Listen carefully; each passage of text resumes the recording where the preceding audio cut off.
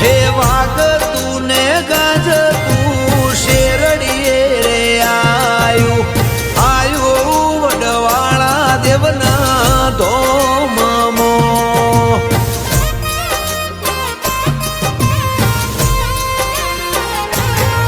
હે ઊંચી ઊંચી મેળીઓ ને ઉગમણા દરવાજા તીરે વડવાળા દેવના ઓરડા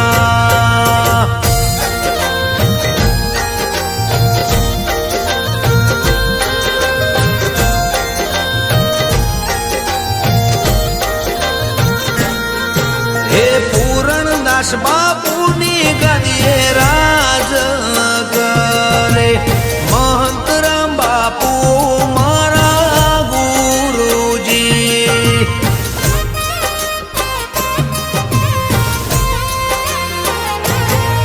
હે ઝાલાવાળની થાળીને ચોટીલાની જારી નવા નગર ના રે વાજા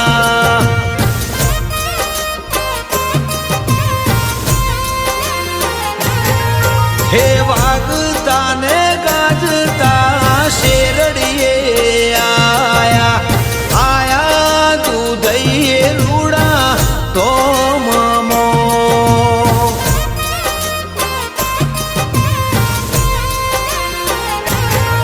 હે ઊંચી ઊંચી મેળીઓ ને ઉગમણા દરવાજા એવા વડવાળા દેવના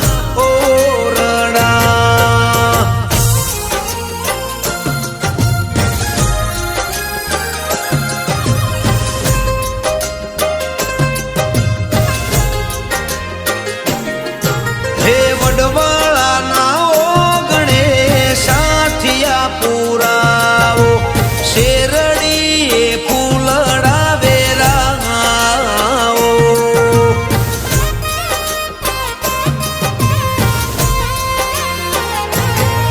હે અબીલ ગુલાલ રંગ છોડો શેરડીએ હાચા મોતીડે વખાવજો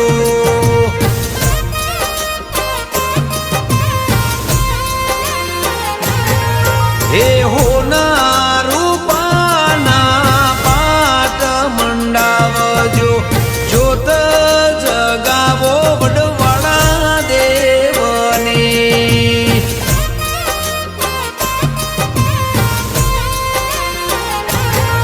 હે ઊંચી ઊંચી મેળીઓ ને ઉગમણા દરવાજા એવા વડવાળા દેવના ઓરડા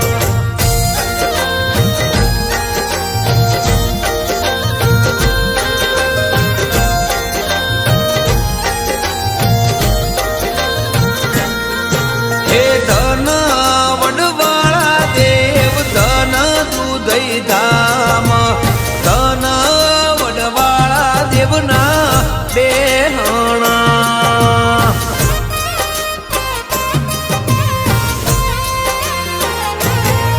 હે મેઘ સ્વામીની ભક્તિના પ્રતાપે હોનાનો હુરજ આજે ઉગિયો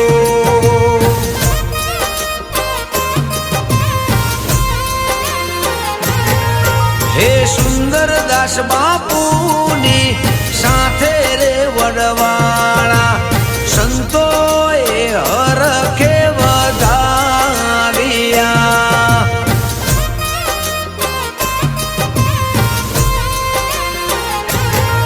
હે ઢોલ નગારા વાગતા શેરડીએ રે આયા દૂધઈ રૂડા ધોમમો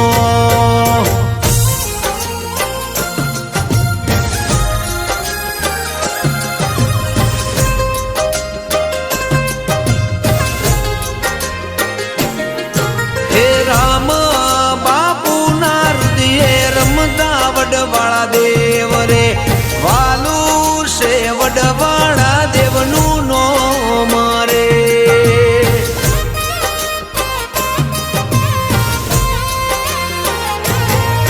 હે રાજન ધવલ વિજય તારા ગુણ લારે ગાતા ભવો ભવ ભેડા વાલા રે જો રે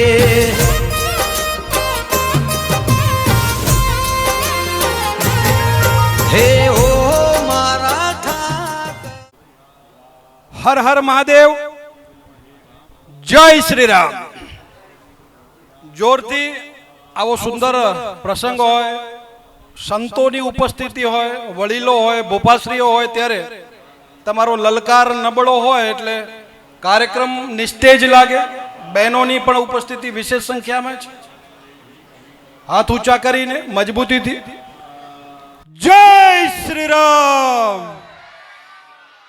જય શ્રી રામ જય શ્રી રામ માનકેશ્વર મહાદેવ મંદિરના જીર્ણોદ્વાર પ્રસંગે શ્રી ગોળાલખ ગામમાં ઉપસ્થિત સંત શ્રેષ્ઠી શ્રી મહાવીરદાસ બાપુ અમારા માર્ગદર્શક અને જેમનો સંપર્ક અને આશીર્વાદ સતત સંગઠનની સાથે હોય છે એવા રામ બાલકદાસજી બાપુ દુધઈ એમની સાથે સીતારામ બાપુ વડવાળા દુધઈ રણછોડદાસજી બાપુ વડવાળા દુધઈ જેટલા પણ ભોપાશ્રીઓ ઉપસ્થિત છે અને વિશેષ સંખ્યામાં બહેનો અને ભાઈઓ આપ બધાને નમન મંદિરની જીર્ણોદ્વાર હોય કે સ્થાપના હોય જ્યાં જ્યાં મંદિરો હોય છે ત્યાં ત્યાં ધર્મ મજબૂત હોય છે એ ગામના લોકોમાં એકતાનો ભાવ હોય છે ત્યારે જ્યારે આ કાર્ય રબારી સમાજ કરી રહ્યું છે ત્યારે આપણે રબારી સમાજનો ઇતિહાસ મારે આમ તો કહેવાનું ન હોય રામદાસ બાપુજી અહીંયા છે પણ આપણે કહીએ કે મોરના ઈંડા ચિતરવાના ન હોય તો જે શિવનું મંદિર બને છે આપણી આદિ પરંપરા છે આપણે મૂળત સેવપંથી લોકો છે મને ગૌરવ થાય આ બહેનોને શ્યામ વર્ણના વસ્ત્રોમાં બાપુ હું જોઉં ને તો મને પાછો 1200-1500 વર્ષનો ઇતિહાસ યાદ આવે કે ખરેખર બલિદાન કયો કે ત્યાગ કયો એની પરાકાષ્ઠા ઇતિહાસમાં ભલે બહુ નોંધ ન લેવાની હોય પણ જે લોકોએ ઇતિહાસને વાંચ્યો છે સમજ્યો છે જીવ્યો છે અને માણ્યો છે એ લોકોના મનમાં ચોક્કસ કદર હોય આ કચ્છ ઉપર સમાવંશે 1000 વર્ષ સુધી શાસન કર્યું 1000 વર્ષ સુધી પણ સૌથી પહેલા સમાવંશને લાખિયાર વીરની ગાદી ઉપર બેસાડવા વાળો એને સમર્થન આપવા વાળો આ રબારી સમાજ છે જે અહીંયા બેઠો છે એટલે અમારાથી પણ જૂનો કચ્છમાં મૂળત સમાજ રબારી સમાજ છે અને જો સિંધનો ઇતિહાસ કહું હું તમને જે કહીશ મારું લખેલું નથી મારું બોલેલું નથી આ સિંધના ઇતિહાસમાં આજે પણ અંકિત છે મને ગૌરવ એટલે થાય રબારી સમાજની બહેનો ઉપર કાળા વસ્ત્રો ઉપર કે જે તે સમયે અલાઉદ્દીન ખિલજીએ સિંધુ ઉપર જ્યારે આક્રમણ કર્યું ત્યાં ધોધેશ્વર અને ચનેશ્વર નામના હિન્દુ રાજ્યોની સત્તા મજબૂત હતી જેને આજે આપ બધા સુમરા કહો છો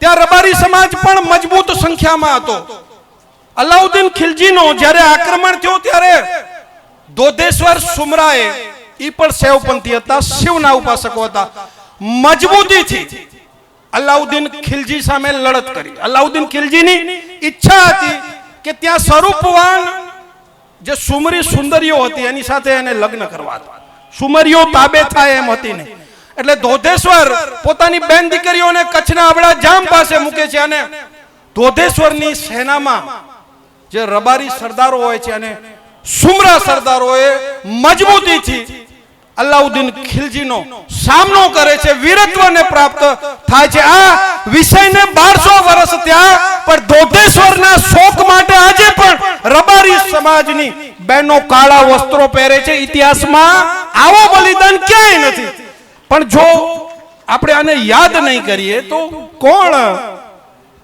હવે નવા એવા સુરવીરો પ્રગટ કરશે આ સિંધનો ઇતિહાસ છે બાપુ ફરીવાર આજે પણ આ ઇતિહાસ રબારી સમાજને રાજસ્થાનના રાજવીઓએ 1960માં પહેલ કરી હતી કે હવે આ શોકને તમે મૂકો.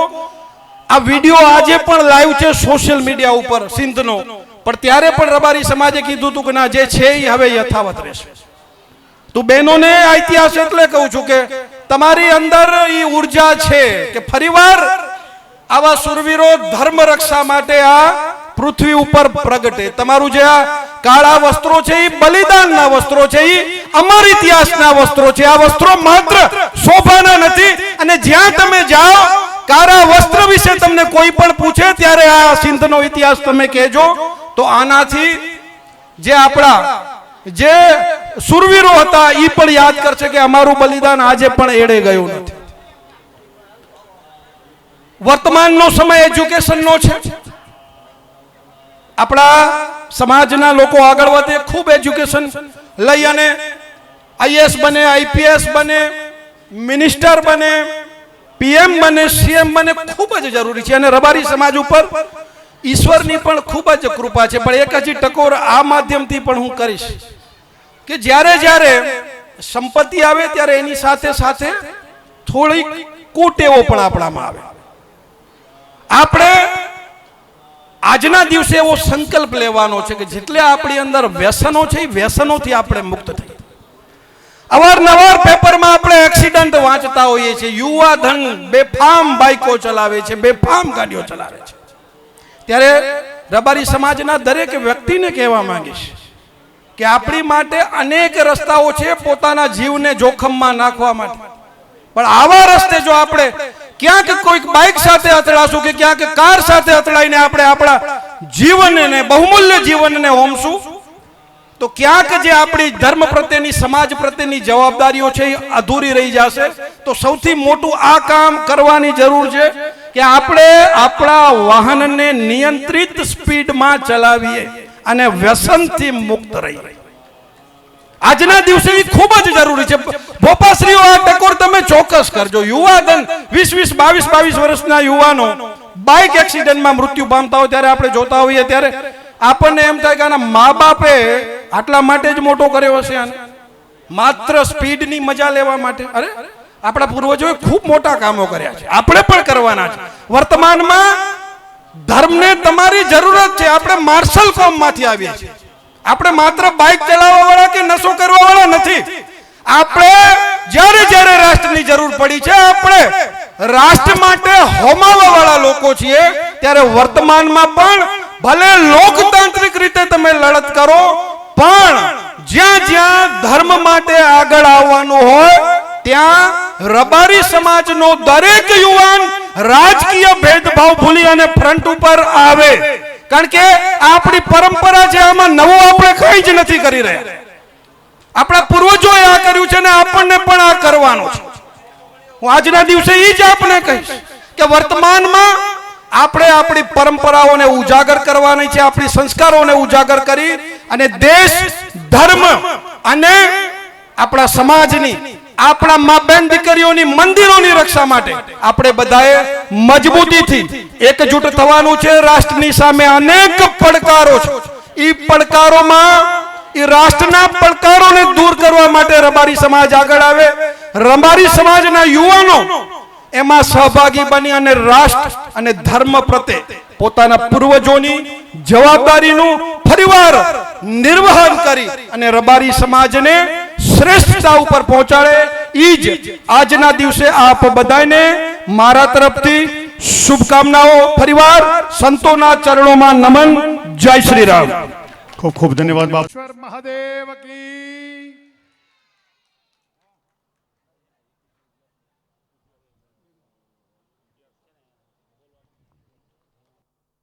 रामाय रामभद्राय रामचंद्राय वेदसे रघुनाथाय नाथाय सीताया पतये नमः।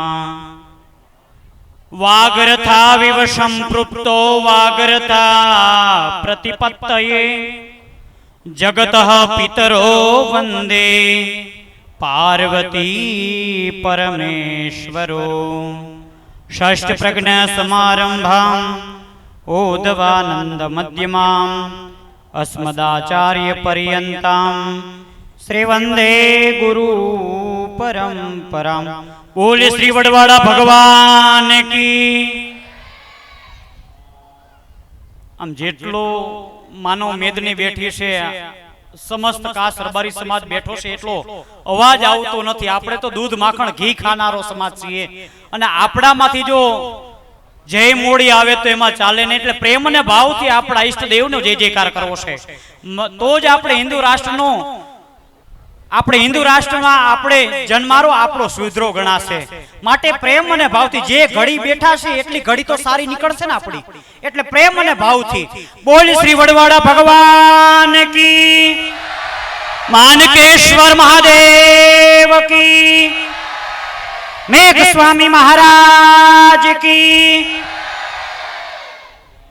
હવે એમ લાગે છે કે દૂધ દોણામાં ગયું. અમે પીધું ને દૂધ ઈ આમ લેખે લાગ્યું. એવા કોડાલખ ગામને આંગણે માનકેશ્વર મહાદેવના પાવન સાનિધ્યની અંદર, એના પાવન ચરણોની અંદર જ્યારે જીર્ણ ઉદ્ધાર પ્રસંગે, પુનઃ પ્રાણ પ્રતિષ્ઠા મહોત્સવ પ્રસંગે જ્યારે આપણા શ્રી વડવાડા મંદિર દુધઈ ધામથી પરમ પૂજ્ય મહામંડલેશ્વર 1008 પરમ પૂજ્ય રામ બાલકદાસ બાપુની પ્રેરક ઉપસ્થિતિ આપણે સૌ તાળીઓના ગડગડાટથી વધાવીએ. પૂજ્ય બાપુના ચરણોમાં મારા સાષ્ટાંગ દંડવત કોટી પ્રણામ. બોરુથી પરમ પૂજ્ય વીરનાથ બાપુ પધાર્યા છે, આપણે એમના ચરણો પર દંડવત કોટી પ્રણામ આદેશ સાથે. બંને જગ્યાના મુખત્યાર શ્રીઓ, સંત શ્રીઓ પૂજ્ય સીતારામ બાપુ, જયરામદાસ બાપુ અને સાથે સાથે હમણે જ આપણી વચ્ચે હિન્દુ રાષ્ટ્રનો ગૌરવ કહેવાય અને હર હંમેશ માટે જેના જીવની અંદર હર હંમેશ માટે એક રાષ્ટ્રની ભાવના એવા રઘુવીરસિંહજીના પણ આપણે સૌ તાળીના કડકડાથી અમને વધાવીએ. કારણ કે આપણું હિન્દુ રાષ્ટ્રનું ગૌરવ કહેવાય. હર હંમેશ માટે ફક્ત ને ફક્ત એક બોલવા થકી જ આપણને પ્રેરક ઉપસ્થિતિ માટે પ્રેરક નથી આપણને માર્ગદર્શન આપતા, પણ હર હંમેશ માટે એનું ચિંતન રહ્યું છે હિન્દુ રાષ્ટ્ર માટે. આપણી વચ્ચે મહેમાન શ્રીઓ આ ઘોડાલખ ગામના પૂજ્ય હમણાં આપણી વચ્ચે પૂજ્ય સંતો મહંતોને આપણે સન્માન કરતા હતા એવા ભુવાજી, ભુવાતાશ્રીઓ, પોપાશ્રીઓ, સાથે સાથે ઘોડાલખ ગામના અન્ય ગામોમાંથી સમસ્ત કાસ રબારી સમાજ અહીંયા જ્યારે પ્રેરક ઉપસ્થિતિ છે ત્યારે ધન ઘડી ધન ભાગ્ય. કારણ કે આ ઉજળી પરંપરા, રબારી સમાજની ઉજળી પરંપરા જો આપણી નીકળી હોય તો શિવ અને શક્તિ માંથી નીકળી છે. ત્યારે આ શિવ અને શક્તિ કરતા મોટું કાંઈ નથી. 4 ધામમાં કદાચ ગંગોત્રી, જમનોત્રી, કેદારનાથ, બદ્રીનાથ, ઓમકારેશ્વર, રામેશ્વર કદાચ જાવ કે ન જાવ 12 જ્યોતિર્લિંગની અંદર, પણ માનકેશ્વર મહાદેવના ચરણોમાં તમારું આ પંચભૂતનું ખોડિયું સમર્પિત કરી દેશો તો 4 ધામ 52 જ્યોતિર્લિંગ અહીંયા આવી ગઈ છે. કારણ કે ઓમકારની અંદર જ મોટો નાદ છે. ઓમકારના નાદ સિવાય બીજો એકેય મોટો નાદ નથી. આપણી ઉજળી પરંપરાની અંદર દૂધરેજ હોય કે દૂધઈ હોય કે કોઈ પણ નાથ સંપ્રદાયની જગ્યાઓ હોય કે કોઈ પણ મઠ મંદિરો હોય, ત્યાં મોટા મોટો નાદ નીકળે, ઓમકારનો નાદ નીકળે. જ્યારે અમારી પ્રણાલિકા અનુસાર દેહાણ જગ્યાઓની અંદર તમે આવો ને તો 10-11 વાગે હાથ પડે પંગ તકી હરિહર. આ હરિને હરમાં જ્યાં બધું જ આવી જાય. હરિ એટલે ભગવાન શ્રી અખિલ બ્રહ્માંડ નાયક દ્વારકાધીશ અને હર એટલે ભગવાન ભોળોનાથ. આમાં વડવાળો એટલે સમસ્ત. પછી શિવ કયો, પછી એમાં ભગવાન દ્વારકાધીશ કયો, ભગવાન ભોળોનાથ કયો કે શક્તિ કયો, હરિ ને હર ની અંદર બધું જ આવી ગયું છે. કારણ કે અખિલ બ્રહ્માંડ નાયક ભગવાન વડવા દેવના સાનિધ્યને આ ઉજળી પરંપરાની અંદર જ્યારે આ ઘોડાલખ ગામના સમસ્ત રબારી સમાજે આવું રૂડું કાર્ય કર્યું છે ત્યારે આ પંચભૂતનું ખોડિયું મળ્યું છે. વારે ઘડીએ 84 લાખની યોનિમાંથી આ મનુષ્યનો દેહ પાછો પ્રાપ્ત નહીં થાય. માટે આ મનખારાને સુધારી નાખવો હોય, એને સત્યના માર્ગ સુધી પહોંચાડવો હોય, સાધુના રદ સુધી પહોંચાડવો હોય, તો કેવલમાં કેવલ શું કરવું જોઈએ? તો કેવલમાં કેવલ આ સમસ્ત રબારી સમાજ કે ઇતર સમાજ હોય, શિવ અને શક્તિને માનનારો સમાજ છે. શક્તિ એટલે આપણી કુળદેવી માં પાર્વતીના 52 ટુકડાઓ થયા એટલે 52 પીઠો થઈ. 51 થી 52 શક્તિ પીઠો થઈ. શિવ એટલે ભગવાન ભોળોનાથ અને એના વંશજોમાંથી રાય નામની પરીમાંથી અને આ ઉજળી પરંપરાની અંદર સાંભળ કુટુંબની અંદર રાય નામની પરી સાથે રબારી સમાજના ઊંટ વાળા ચરાવવા વાળા છોકરાને પરણાવ્યો. અને આ ઉજળી પરંપરા શિવ અને શક્તિમાંથી નીકળી છે. ત્યારે આપણે ધનઘડી ધન ભાગ્ય પ્રાપ્ત થયા છે. અને આ સમાજ અને એમાંય ખાસ રબારી સમાજ અંધશ્રદ્ધા તરફ જાય, વ્યસન તરફ જાય, કન્યા વિકૃત તરફ જાય, ત્યારે આ સાધુ સંતોને થોડુંક અંદરથી દુઃખ થાય. કારણ કે અમે તમારા છીએ ને, જે સમાજનો ધર્મગુરુ, જે સમાજનો ભોપાઓ, જે સમાજના શ્રેષ્ઠીઓ જ્યાં સુધી સમાજને સત્યના માર્ગ તરફ નહીં દોડે ને, જ્યાં સુધી સમાજને સારી રસ્તો નહીં ચીંધે, ત્યાં સુધી સંતો મહંતો ભોપાશ્રીઓ એ સન્માન અમને કરવાના કાંઈ અમે લાયક નથી. જ્યાં સુધી સમાજનું સારું નહીં ઈચ્છીએ ત્યાં સુધી. ત્યારે બે હાથ ને ત્રીજું માથું કરબત પ્રાર્થના સાથે આપ સૌને કહું છું કે વ્યસનોમાંથી કાંઈક સુધરજો. એમાં યુવા ધન અને આ ભૂમિની અંદર આવા વડવા ભોપાઓથી લઈ અનેક પિરાણાઓ થઈ ગયા, અનેક મઠ મંદિરો છે, એક એક ગામમાં અનેક તીર્થધામો હોય. અને આ પાવન ભૂમિમાંથી જો આપણે નિર્વ્યસની હોઈએ તો આપણું તો ઘર પાયમાલ થાય, પણ સમસ્ત રબારી સમાજને કલંક લાગે છે. એવું તમે જીવન જીવી રહ્યા છો. મર્યાદા પૂર્વક હું મારી વાણીને વિરામ આપીશ, કારણ કે બધાયથી નાનો છું હું. તમારી મર્યાદા મારે રાખવી પડે. પરંતુ આપણે પશુધન, આપણે પશુ ચારનારા રબારી સમાજ છીએ. ઊંટ, ગાડર, બકરા, ગાયું, ભેંસું એ લઈને કદાચ આપણે નડિયાદ તારાપુર બાજુ જઈએ ને, તો અહીંયા તમાકુનો મોલ જાજો ઊભો હોય. શેનો ઊભો હોય? તમાકુનું વાવેતર જાજુ થાય. અને કદાચ ગાય ભેંસ વટકીને અને તમાકુના મોલની અંદર પડી જશે, આજુબાજુમાં નીંદણ કરેલું ખડ એ ખડ ખાઈ જશે, પણ તમાકુના પાંદડાને મોઢું નહીં મારે. જો 4 પગ વાળું પશુ સમજી જતું હોય કે તમાકુના પાંદડાને મોઢું ન મરાય, તો 2 પગ વાળું મનુષ્ય કેમ નથી સમજતો?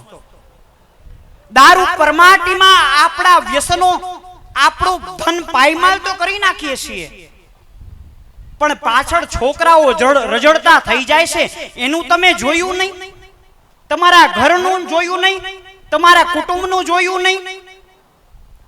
અને વ્યસનોની અંદર પીવા વાળું પીવો, ઘી, માખણ, દહીં, દૂધ ખાનારો સમાજ છે. કૃષ્ણ સાથે આપણે રમનારા ખેલનારા સમાજ છીએ.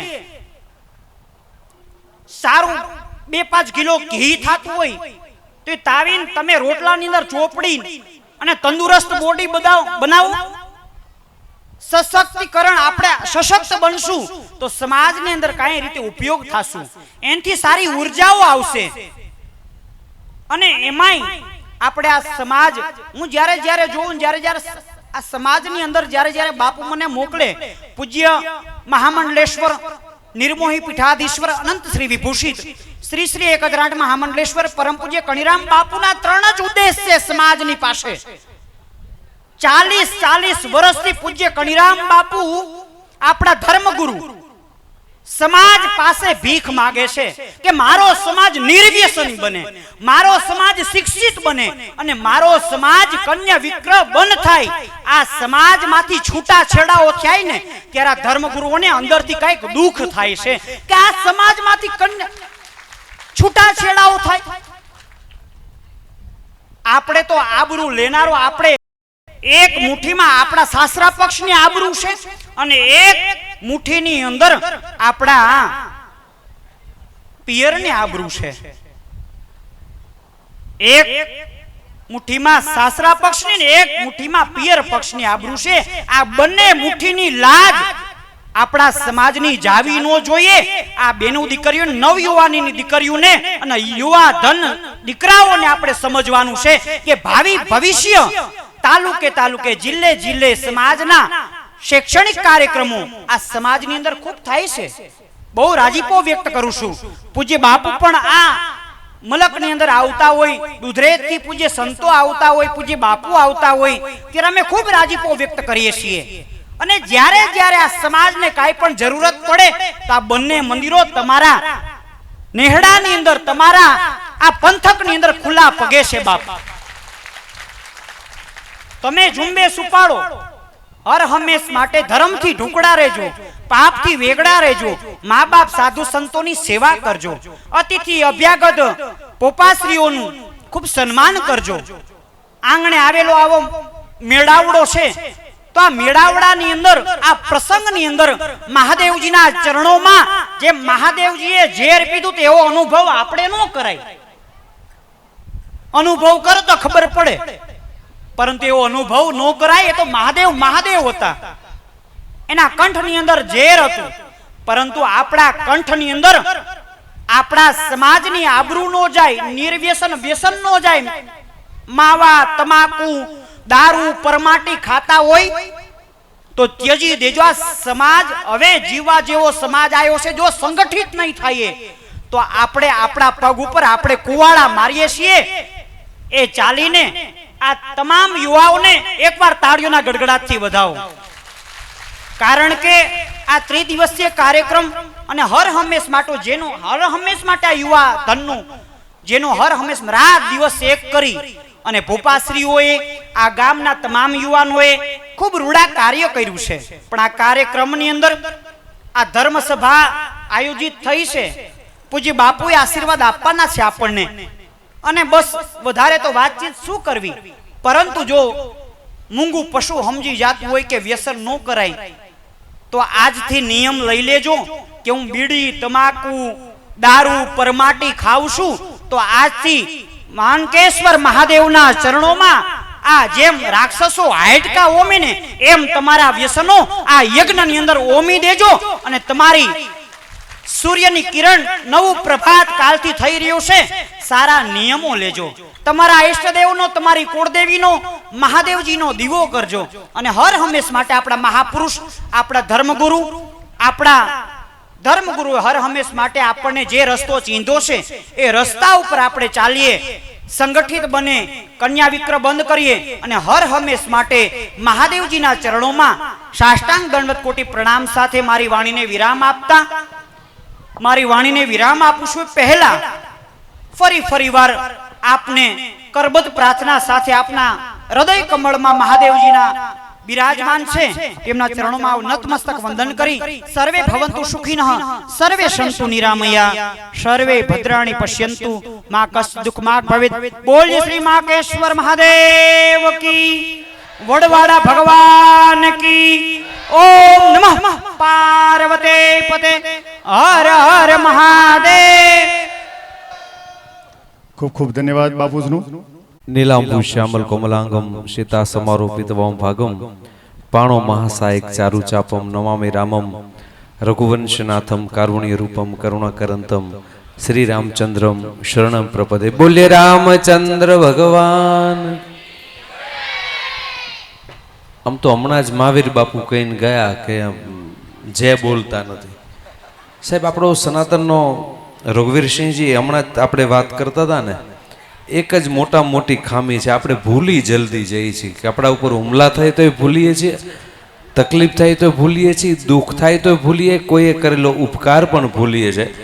પણ ક્યાંક કહેવાયું છે, આજ આનંદ આજ ઉછરંગને, આજ નૈનોમાં ને સખી અમારા આંગણે, આજ કંચન વર્ષે મેં ભગવાન શિવના આ પવિત્ર સાનિધ્યમાં જ્યારે મળ્યા છે ત્યારે કદાચ કોઈને એમ થતું હશે કે પાપ આમાં લાગતું હશે, લાગશે થોડુંક મહાવીર બાપુને કહેશું, અને છતાંય થોડુંક વધતું હશે તો રઘુવીરસિંહ તો છે જ છે પાડોશી તમારા. એટલે પ્રેમ અને શ્રદ્ધાની સાથે આપણે સૌ આપણા ઈષ્ટદેવની જય ઘોષ કરીએ. બોલો રામચંદ્ર ભગવાન કી, માનકેશ્વર મહાદેવની, વડવાળા દેવની, સનાતન ધર્મની. ઓમ નમઃ પાર્વતી પતે.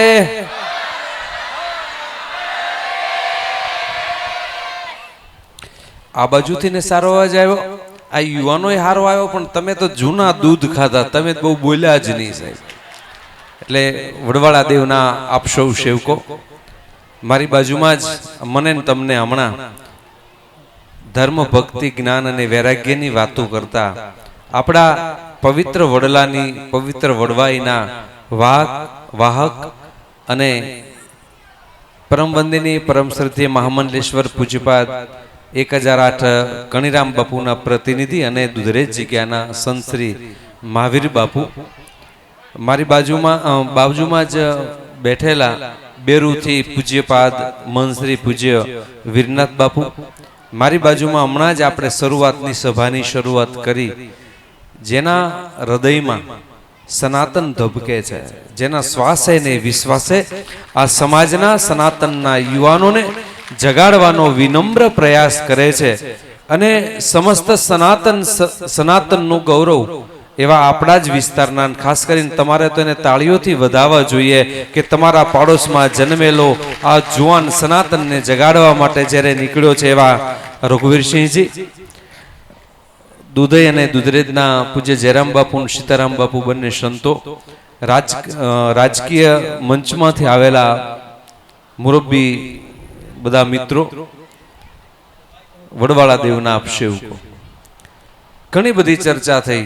હું બેઠો બેઠો વિચારતો હતો, તમે સાંભળવાનું તમને ગમે, તાલીઓ તમે પાડો, પણ જ્યાં સુધી જીવનને આચરણમાં સંતોના શબ્દો તમે ન ઉતારો ને ત્યાં સુધી બધું ફોક છે સાહેબ. આજે માનકેશ્વર મહાદેવની દર્શન કરવાનો અવસર મને પ્રાપ્ત થયો. પહેલા તો તમને ધન્યવાદ મારે દેવાના છે કે તમારા ગામનું પુણ્ય એટલું વધ્યું હશે, તમે તો ભગવાન શિવની શિવલિંગની સ્થાપના કરી છે, પણ સ્વયં પણ માનકેશ્વર તમારી વચ્ચે પ્રાગટ્ય થયું છે ને એ તમારા ધર્મ અને ભક્તિના કારણે થયું છે.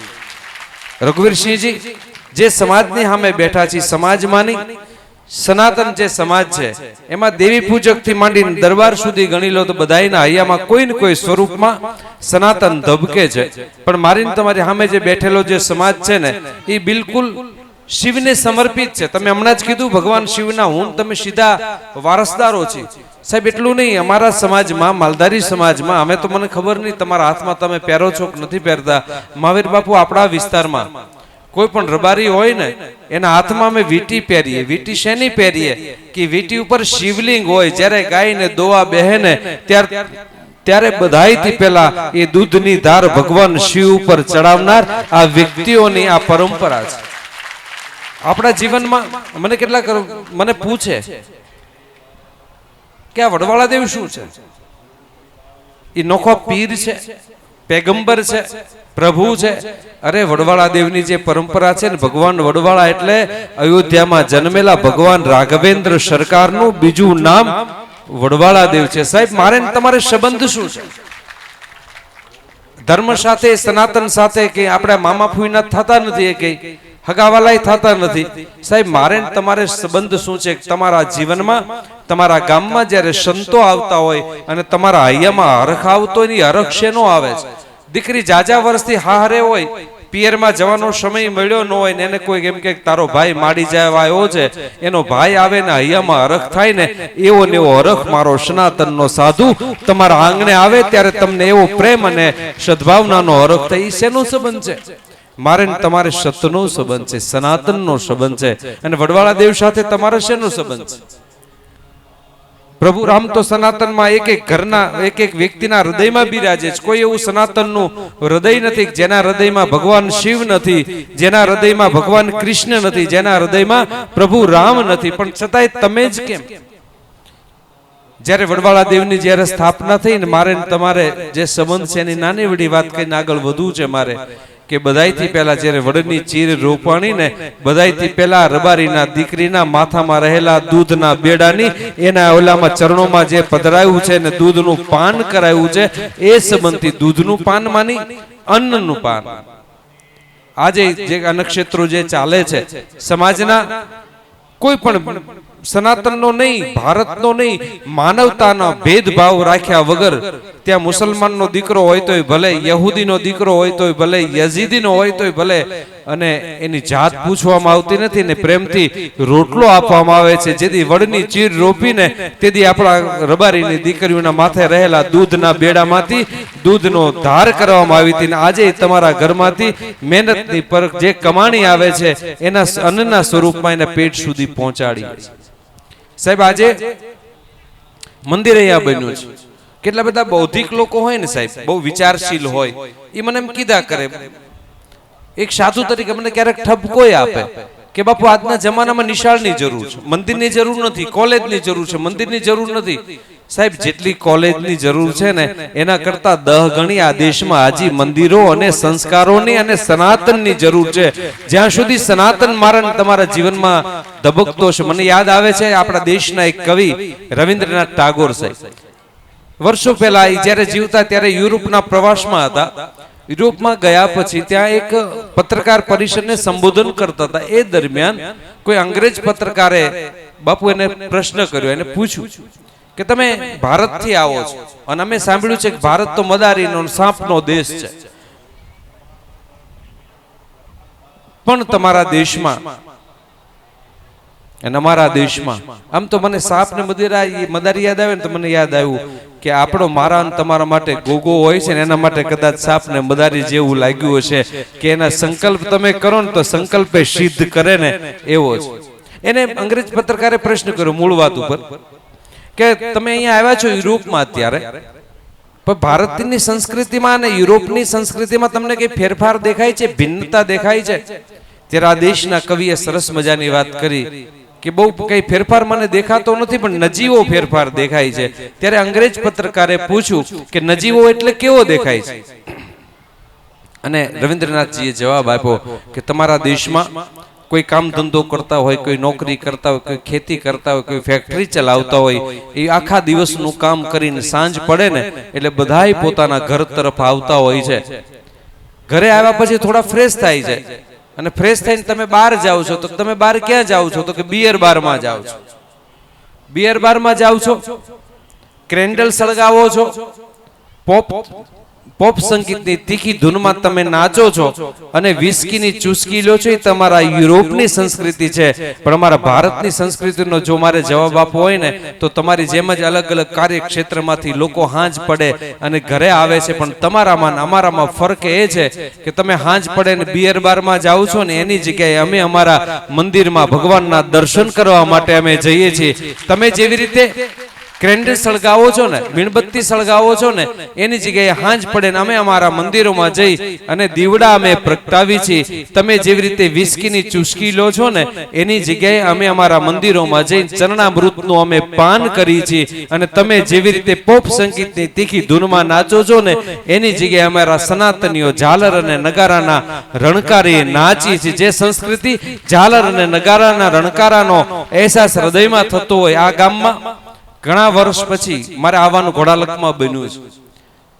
જ્યારે આવ્યો ત્યારે લગભગ 2 દિવસ કદાચ કે કાર્યક્રમના ઉપક્રમે આવવાનું થયું હતું. મને તો એવું થયું કે કેટલાય વર્ષો પછી જાણે પિયર દીકરીને જવાનું હોય ને એમ ઘોડાલખનું આવ્યું એટલે મેં કીધું મારે તો પહોંચી જ જવું છે. એટલા માટે કે સાધુ પ્રત્યેનો તમારો પ્રેમ છે, સાધુ પ્રત્યેની તમારી જે ભાવ અને લાગણી છે. રઘુવીરસિંહજી, એક દિવસ આ ગામથી હું ગઢશીશા તરફ જતો હતો. રસ્તામાં એક ગાય મળી, બિલકુલ કાળી ગાય સાહેબ, જેના શિંગડાથી માંડીને પૂંછડા અને ખરી સુધી.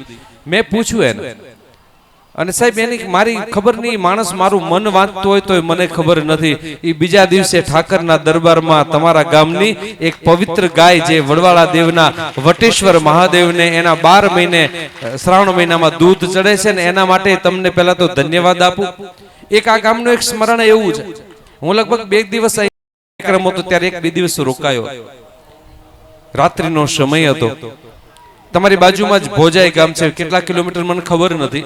ત્યાં રહેતા એક કળોતરા પરિવારનો યુવાન દીકરો રાતે ચરણની સેવા કરવા માટે આવ્યો. ચરણની સેવા કરતો હતો અને સેવા કરતા કરતા ઘોડાલકના પાદરમાં એ માણસ મને એમ કીધું, વડવાળા દેવને પ્રાર્થના કરો ને, મારે ઈશ્વરની ખૂબ કૃપા છે, દૂધ દીકરાને ખાવાનું ખૂટે એવું નથી, પણ મારી ઈચ્છા છે કે મારા ઘરે જન્મેલો દીકરો જો સાધુ થાય ને તો સાધુતાની કામના માટે તમારો આશીર્વાદ લેવા માટે આવ્યો છું. અને લગભગ 12 જ મહિનામાં એના ઘરે દીકરો આજ વડવાળા મંદિરના ત્યાં. આ તમારા ગામના કરેલા સંકલ્પો છે, શુભ સંકલ્પો છે. ઈશ્વરને પ્રાર્થના કરીએ કે આપણા સૌના જીવનમાં, બાપુએ તો સરસ વાત કરી, વ્યસનની વાત કરી, ધર્મની વાત કરી, પણ જો 4 વસ્તુઓ આપણા જીવનમાં આવી જાય, ઉતાવળ નથી ને ભાઈ, 4 વસ્તુ જો આપણા જીવનમાં, જેમ રામાયણના દર્શન કરવા હોય તો 9 ભક્તિ છે, 9 ડગલા જ્ઞાન અને શ્રદ્ધાની સાથે, વિશ્વાસની સાથે પ્રભુ રામની સામે હાલ્યા જઈને તો 10મું ડગલું મારો રામ તમારી સામે દોડતો દોડતો ભેટવા માટે આવે. પણ મન કર્મ અને વચનથી જો પ્રભુ શિવ પ્રભુ રામની સામે 4 સૂત્ર વડવાળા દેવની પરંપરાએ આપ્યા છે. વડવાળા માની રામ રઘુવીરસિંહજી એક તમે બીજો માર્ગ તમે ન કહેતા, એટલા માટે ગ્રામનો માર્ગ છે અને રામનો માર્ગ છે એટલે કર્મનો માર્ગ છે. રામે જગતમાં બતાવ્યું કેમ કર્મ, અયોધ્યાનો ત્યાગ કરી અને કર્મ સદકર્મ તરફ મને તમને એ પરંપરાના સાધુએ કીધું. 4 સૂત્ર જો તમારા જીવનમાં આવી જાય, બધાયથી પહેલું, આ જગતમાં લેવા જેવું શું છે? આ જગતમાં એવું શું લઈએ તો આપણું કલ્યાણ થાય? અને લેવાની વાત આવે એટલે લગભગ તમે પૈસા જ સમજો છો બાપુ. એમ તો પૈસા સિવાય કઈ છે જ નહીં સાહેબ. પૈસાથી એસી ખરીદી શકાય, રૂમમાં એર કન્ડિશન ફિટ પણ કરી શકાય, 44 ડિગ્રી તાપમાં તમારા શરીરને શીતળ છાયા અને શીતળ ઠંડો પવન પણ આપી શકે. પણ એસીના બાપની તાકાત નથી. તમારું હૈયું કોક દી બળતું હોય ને એને ટાઢું કરવાનો એસીના બાપની તાકાત નથી. એને તો સનાતનના સંતો આવે ને તો જ ટાઢું થઈ શકે સાહેબ. મને યાદ છે પાછું આ રઘુવીરસિંહ જ્યાં બેઠા એટલે ધર્મની વાત કરું. હું મેલબોર્ન હતો, ઓસ્ટ્રેલિયા હતો, ત્યાં લગભગ 4-5 દિવસ રોકાવાનું, 2 અઠવાડિયા રોકાવાનું હતું. પછી એને તો શનિ રવિનો ટાઈમ છે એટલે આપણે તો નવરા ધૂપ જેવા હોય એટલે હું ગાર્ડનમાં બેસવા જતો. ત્યાં ક્રિશ્ચિયનના કોઈ સારા માણસ, કોઈ એને માનનારો અથવા સાધુ, એ મને ખબર નથી, એ મળવા આવ્યો અને એને કંઈક વાતચીત કરી. અમે વાતચીત કરતા, રોજ બેસતા. એમાં 3જા દિવસે એને પ્રશ્ન કર્યો કે અમારા ધર્મમાં, અમારા દેશમાં ભગવાન ઈશુ નામનું પરમ તત્વ થયું છે અને બીજાને આહુડા લૂછવાનું એને કામ કર્યું છે. તમારા સનાતનમાં કોઈ એવા ભગવાન થયા છે ખરા કે જેને કોઈના આહુડા લૂછ્યા હોય, કોઈને રોટલો આપ્યો હોય, કોઈને લુગડા આપ્યા હોય, કોઈને દવા આપી હોય?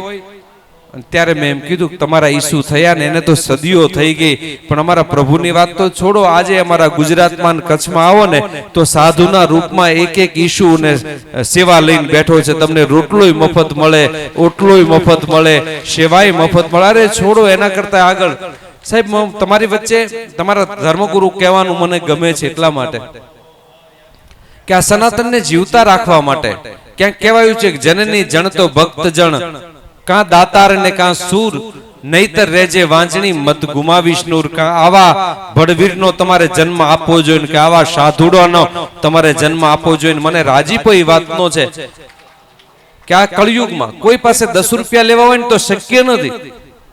દેતાનું મન સંકોચાય. 10 રૂપિયા મોટા છે, પણ મને તો આનંદ એ વાતનો છે કે વડવાળા દેવ તમારા હૃદયમાં બેઠા છે ને. 10 રૂપિયા નહીં, દીકરો મારો વડવાળા દેવનો સાધુ માગે ને કોઈ પણ વિચાર કર્યા વગર ધર્મને સનાતનના ખોળામાં તમે મૂકી દો છો. જ્યાં સુધી આ દેશમાં સાધુ જન્મતા રહેશે, જ્યાં સુધી આ દેશમાં સુરવીર જન્મતા રહેશે, જ્યાં સુધી આ દેશમાં ભક્ત જન્મતા રહેશે, ત્યાં સુધી કાળના બાપની તાકાત નથી ને ઇસ્લામના બાપની તાકાત નથી કે આ ધર્મને ક્યારેય વાંધો આવી શકે, આ ધર્મની રાત પડી શકે. પણ જ્યાં સુધી તમારા હૃદયમાં બેઠેલા પ્રભુ, જ્યાં સુધી બેઠેલો મારો રામ, જ્યાં સુધી બેઠેલા મા ભગવતી પ્રત્યે તમને શ્રદ્ધા અને વિશ્વાસ હોય સાહેબ. આપણા સનાતનમાં મને જેટલો ઇસ્લામનો ડર નથી ને એટલો તો અંદરના રહેલા ગદ્દારોથી ડર લાગે છે. ઇસ્લામનો ડર નથી લાગતો, ગદ્દારોનો ડર લાગે. સાહેબ કેટલીક પંથ અને પરંપરાઓ આવી છે ને, મને એક સાધુ તરીકે કેટલાક પૂછે કે બાપુ કોને માનવા જોઈએ, આ ગુરુની પરંપરા, આની પરંપરા, આનો નોખો. પછી હું પૂછું ક્યારે કે તમારો મંત્ર શું આપ્યો, તો ગુરુએ બીજાને કહેવાની ના પાડીશ.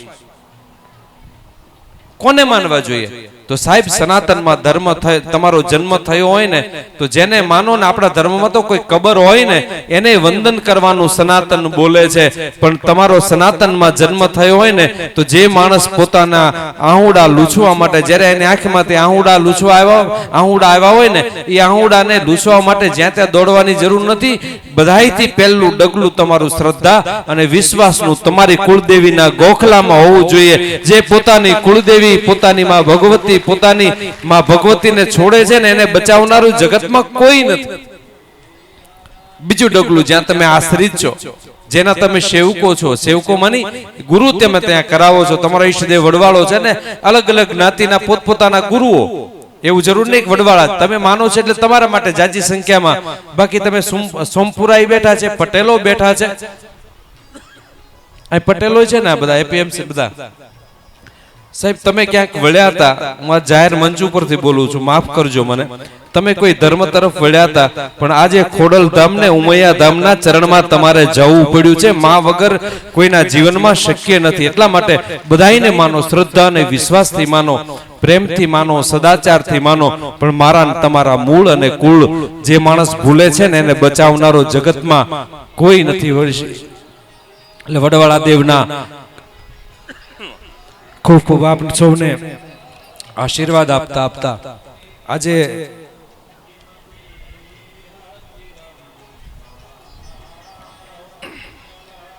ઘોડાલક આવવાનો અનમોલ અવસર મને મળ્યો છે, ત્યારે બધાને ખૂબ ખૂબ શુભકામનાઓ. સાહેબ આમ તો તમારા ગામની દીકરીઓ, સાહેબ મને યાદ છે એકવાર હું મુંબઈ ગયો, લગભગ 15-18 વર્ષ થયા હતા. એ દીકરીને મેં જોઈ હતી, પણ નામ ભૂલી ગયો છે દીકરીનું. એ સાસરે વાગડમાં છે, એટલે હું મુંબઈની પધરામણી કરવા ગયો હતો. તો પછી અમે મુંબઈ જતા હતા, મુંબઈ અમે બાપુ ટ્રેનમાં બેઠા, દીકરીને હું એનો પતિ. પછી દીકરીના પતિ એમ કીધું કે બાપુ તમે તમારી દીકરી ટ્રેનમાં બેસો, હું ટિકિટ લઈને આવું. બરાબર ટિકિટ લઈને આવું એમ કીધું, ટિકિટ માંથી નીચે ઉતર્યું તો લોકલ ટ્રેન મુંબઈની નથી, એ 20 વર્ષ પહેલા હાલી છે. મને એમ થયું કે આ દીકરી બેઠી છે ને મારે શું ચિંતા છે, અને દીકરીને એમ થયું કે મારો બાપ બેઠો છે ને મારે શું ચિંતા છે. થોડી વાર ટ્રેન ચાલી ને એટલે દીકરીને પૂછ્યું, મેં બેટા જ્યાં આપણે ઉતરવાનું હોય ને ત્યાં મને કહેજે, હું ઉતરી જાઉં. તો એ દીકરી કે હું પમતી જ મુંબઈ આવી છું, મને ખબર નથી ક્યાં ઉતરવું ને ક્યાં ચડવું. પણ મેં કીધું હવે આપણે મુંબઈમાં ભૂલા પડ્યા. સાહેબ ભૂલા પડેલા હોય ને એના કોઈ ને કોઈ સદગુરુ ગોતી લેજો. જીવનમાં ભૂલા પડ્યા હોય ને તો વીરનાથ બાપુ જેવા, અમારા બાપુ જેવા, મહાવીર બાપુ જેવા સંતોના ચરણમાં, વડવાળા દેવના ચરણમાં ક્યારેક તમે પૂજી લેશો ને મન કર્મ વચનથી, તો મને તમને સત્યનો માર્ગ આપશે. અને ધર્મની જ્યારે વાત હોય તો કયા મોટા મોટો ધર્મ કયો છે, તો મારી તમારી રામાયણમાં કીધું છે કે સત્ય ન દૂજા ધર્મ સમાના. સત્ય છે એ જ મોટા મોટો ધર્મ છે, સનાતન છે એ જ મોટા મોટો ધર્મ છે, કુળદેવીનો ગોખલો છે એ જ મોટા મોટો. અને એટલા માટે કુળદેવીનો ગોખલો મોટો કહું છું. જગતમાં સોના અને ચાંદીના મોટા મોટા મંદિરો છે, એને આપણે વંદન કરવા જોઈએ. જેને જેને નિર્માણ કર્યા છે એને ધન્યવાદ દેવા જોઈએ. પણ જેથી તમારે આંખોમાં આહુડા પડતા હોય ને, અડધી રાતનો ટાઈમ હોય ને, ઉગરવાનો ક્યાંય આરોવારો ન હોય ને, ત્યારે તમારું ધ્યાન છે ને તમારા કુળદેવીના ગોખલામાં જ જાય છે. ને ગોખલા વાળી જ રાતે ઉઠીને તમારા આહુડા લૂછવા માટે આવતી હોય છે. એટલે ભગવાન શિવને, અને આમે ભગવાન શિવના ચપટી ભભૂત મેહે ખજા ના કુબેર કા, આ શિવ પાસે તમારે કઈ માગો ને એની રાખ આવી જાય ને, તો એ મારું તમારું જીવન ધન્ય થઈ જાય. આજ ઘોડાલકમાં આવવાનો ખૂબ ખૂબ રાજીપો વ્યક્ત કરું છું. ઘણા વર્ષો પછી હું આવ્યો છું, એનોય રાજીપો વ્યક્ત કરું છું. તમારી ગાય મારી પાસે, આમ તો તમારી નહીં મારી જ ગાય છે. તમારા ઘરમાં દીકરા જો દઈ દેતા હોય તો ગાય દેવામાં બહુ મોટી શું સુરવીરતા છે. એટલે તમે વડવાળા દેવને પ્રાર્થના કરું કે તમારા જીવનમાં ભક્તિ, જ્ઞાન અને વૈરાગ્ય, બાપુએ કેટલીક વ્યસનની વાત કરી, ધર્મની વાત કરી, સનાતનની વાત કરી. તમારા જીવનમાં હંમેશા માટે સનાતન જીવતો રહે એવી ભાવના વ્યક્ત કરતા કરતા, ઈશ્વરના ચરણોમાં પ્રાર્થના વ્યક્ત કરતા વેદના એક વાક્ય સાથે મારા શબ્દને વિરામ આપું છું. સર્વે સંતુ સુખિના, સર્વે સંતુ નિરામયા, સર્વે ભદ્રાણી પશ્યંતુ. એ ન્યાયે ઈશ્વરના આશીર્વાદ તમારા બધા ઉપર ઉતરે અને વડવાળા દેવ તમારા હૈયામાં, ભગવાન શિવ, પ્રભુ રામ અને કૃષ્ણ તમારા હૈયામાં, માં ભગવતી હંમેશા માટે તમારા હૃદયમાં વાસ કરે એવી પ્રાર્થના સાથે આપ સૌને મારા જય વડવાળા દેવ, જય સિયારામ, જય મહાદેવ.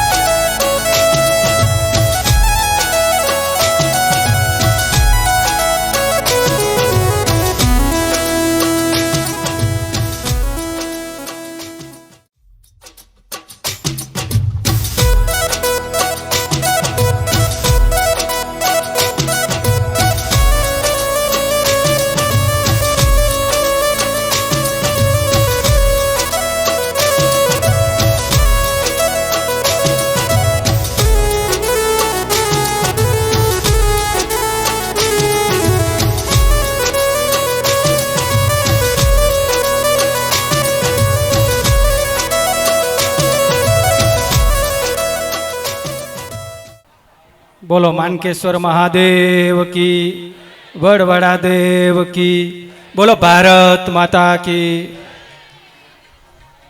ગોડાલક ગામે માનકેશ્વર મહાદેવના પુનઃ જીર્ણોદ્ધાર મંદિરના પ્રાણ પ્રત્સવ મહોત્સવ આવા શુભ અવસરે ઉપસ્થિત હમણાં જ ધર્મસભા થઈ અને ધર્મસભાની અંદર આપણને સૌને સમાજના સૌ સંતો, મંતો, ધર્મગુરુશ્રીઓનું માર્ગદર્શન મળ્યું. સાથે ઉપસ્થિત સૌ સન્માન્ય મહેમાનશ્રીઓ, આદરણીય શ્રી રઘુવીરસિંહજી જાડેજા, સન્માન્ય જિલ્લા પંચાયતના સભ્ય કેશવજીભાઈ, ગામના સરપંચ શ્રી પ્રથમ નાગરિક બેન શ્રી કોમલબેન, આદરણીય મહેન્દ્રભાઈ, પ્રફુલસિંહજી, હરેશભાઈ રંગાણી, સંજયભાઈ, શિવજીભાઈ, મનહરભાઈ અને જેમના નેતૃત્વમાં મંદિરનું નિર્માણ થયું વિશાલભાઈ, સર્વે ગ્રામજનો, આપ સૌ વડીલો, બોપાશ્રીઓ અને સૌ મારા ભાઈઓ બહેનો અને યુવાન સાથી મિત્રો, આપ સૌને મારા વંદન છે. ખૂબ સુંદર મહાદેવના મંદિરનું નિર્માણ આપણે સૌએ સાથે મળી કરીને અહીંયા કર્યું છે. ત્રિદિવસીય આ કાર્યક્રમ જેમાં આપણે બધા સહભાગી બન્યા છીએ. હું તમને બધાને ખૂબ હૃદયપૂર્વકના અભિનંદન પાઠવું છું અને ખૂબ ખૂબ શુભકામના પાઠવું છું. અને મહાદેવના સાનિધ્યમાં આપણી સંપ, એકતા, ભાઈચારો અને આમને આમ આપણે બધા આનંદ વિભોર રહીએ. દિવાળી અને નૂતન વર્ષની પણ આપણે ઉજવણી કરી. હંમેશા જ્યારે જ્યારે રબારી સમાજના કાર્યક્રમોમાં જવાનું થતું હોય ત્યારે સમાજની અંદર ધર્મ કાર્યની સાથે સાથે એક શિક્ષણની પણ જ્યોત પ્રજ્વલિત થઈ રહી છે. આપણા ધર્મગુરુઓના નેતૃત્વમાં, એમના માર્ગદર્શનમાં સમગ્ર કદાચ રાજ્યની અંદર તો શિક્ષણના સંકુલોનું નિર્માણ થઈ રહ્યું છે, પણ કચ્છની અંદર પણ ઠેર ઠેર અલગ અલગ જગ્યાએ આપણે જોયું, અંજાર, ભુજોડી કે પછી નખત્રાણા હોય. હમણાં જ થોડાક સમય પહેલાં બધા ધર્મગુરુશ્રીઓ સાથે ભચાઉના પ્રવાસમાં જવાનું થયું. એક સાથે માત્ર 10-15 દિવસની અંદર એ જે 24 છે અને એ જ વિસ્તારની અંદર એમ કહેવાય કે 7 થી 8 કરોડ રૂપિયા સમાજના શિક્ષણના કાર્ય માટે, ધર્મના કાર્ય માટે તો આપણે આપીએ જ છીએ, પણ જે સમાજના દીકરા અને દીકરી ભણશે એના માટે 11 કરોડ રૂપિયાના ખર્ચે ભચાઉમાં ભવ્ય સંકુલનું નિર્માણ થવા જઈ રહ્યું છે. એટલે ખરેખર આજના પ્રસંગે એમને પણ યાદ કરી આપણને પ્રેરણા મળે અને આપણે બધા સાથે મળી કરીને શિક્ષણને પણ મહત્ત્વ આપવું પડશે. અને આ સમાજની અંદર પણ ડૉક્ટર, વકીલ, એન્જિનિયર, કોઈ ક્લાસ 1 ઓફિસર, આવા અનેક, એક સમય હતો કે આપણે માલધારી હતા, ક્યાંક ભણવા માટેની વ્યવસ્થાનો ક્યાંક અભાવ હતો. આ બધું હવે દૂર થયું છે. સરકારશ્રીની યોજનાઓ, સરકારશ્રી ગામડે ગામડે હાઈસ્કૂલો, માધ્યમિક શાળાઓ ભણવા માટેના આપણને સરકારશ્રીની યોજનાઓની સવગડો, અને હવે આ સમાજમાંથી, જેમ કે મારું ગામ વરમશીડા, સુખપર, તો ત્યાં પણ ઘણા બધા દીકરાઓ આર્મીની અંદર, અન્ય બધી જગ્યાએ પણ જોબ કરે છે, પોતાનું નેતૃત્વ આપે છે. એટલે સમાજ ધીમે ધીમે ખૂબ જ આપણા દીકરા અને દીકરીઓ જે ભણવામાં ખૂબ હોશિયાર છે. મેં કીધું ને, સમય એક હતો કે ક્યાંક પ્લેટફોર્મ નહોતું મળતું, પણ હવે આપણને શિક્ષણનું પ્લેટફોર્મ મળે છે, સમાજનો, ધર્મગુરુઓનો સહકાર મળે છે. અહીંયા રાજકીય આગેવાનો બેઠા, સામાજિક આગેવાનો બેઠા, બધાનો સહકાર મળે છે. તો વધુમાં વધુ શિક્ષણની અંદર આપણે જોડાઈએ એવી પણ મહાદેવના સાનિધ્યમાં અપીલ કરું છું. આજે અમારું સ્વાગત અને સન્માન કર્યું, આવીને ખૂબ આનંદ થયો. ઘણા સમય પછી હીરાભાઈ આવવાનું થયું છે અને હવે તો આખી યુવાનોની ટીમ ખૂબ સારા કાર્યો કરી રહી છે. આપણે સૌ સાથે મળી કરીને આ ભારત દેશને પણ આપણા દેશના વડાપ્રધાન શ્રી નરેન્દ્ર મોદી સાહેબ જે આગળ લઈ જઈ રહ્યા છે, ત્યારે સ્વદેશી જેવા અભિયાનોને આપણે આપણા ઘરમાં ઉતારીએ. ઘણી બધી ચીજ વસ્તુઓનો ઉપયોગ આપણે કરીએ છીએ, ક્યાંક ને ક્યાંક એ વિદેશી ચીજ વસ્તુઓ હશે, પણ જો એ બધો જ રૂપિયો બહાર જશે, પણ આપણે ઘરમાં સવારથી એમ ઉઠીએ અને રોજિંદા જીવનમાં ખાદ્યની ચીજ વસ્તુઓ છે, આપણે શેમ્પૂ છે, સાબુ છે, અલગ અલગ એટલી ઘણી બધી આમ અનગણિત વસ્તુઓ છે કે જે વિદેશીનો ઉપયોગ કરીએ છીએ. તો જો સ્વદેશીનો ઉપયોગ કરશું તો એ રૂપિયા આપણા દેશમાં બચશે. અને તમારામાંથી બેઠેલા કોઈ ને કોઈ લોકો, યુવાનો કે બીજા કોઈ લોકો પણ નાનો મોટો વ્યવસાય કરશે, તો એ એક્ઝામ્પલ તરીકે કે આપણે દૂધની બનાવટ છે, કોઈ અગરબત્તી, કોઈ સાબુ, કોઈ ખાખરા, અન્ય નાની મોટી ચીજ વસ્તુઓ, તો આ જો આપણે બનાવશું તો એ રૂપિયા આપણા ઘરમાં બચશે અને ભારતમાં બચશે. અને મોદી સાહેબની એ જ કલ્પના છે. તો સ્વદેશીના અભિયાનને પણ આવા મહાદેવના સાનિધ્યમાં આપણે બધા સંકલ્પબદ્ધ થઈએ. ફરી એકવાર સમસ્ત ગ્રામજનોને હું હૃદયથી આભાર માનું છું કે મારું અને અમારી ટીમનું સન્માન કર્યું છે. આપ સૌનો આભાર. ધન્યવાદ. ખૂબ ખૂબ ધન્યવાદ.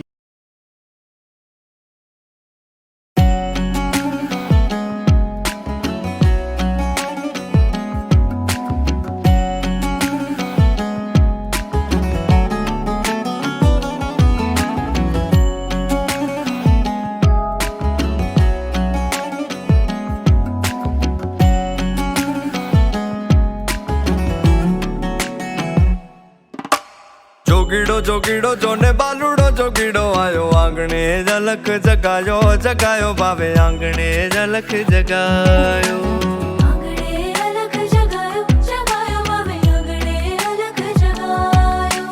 જોગીડો જોગીડો જોને બાલુડો જોગીડો આયો આંગણે ઝલક જગાયો જગાયો ભાવે આંગણે ઝલક જગાયો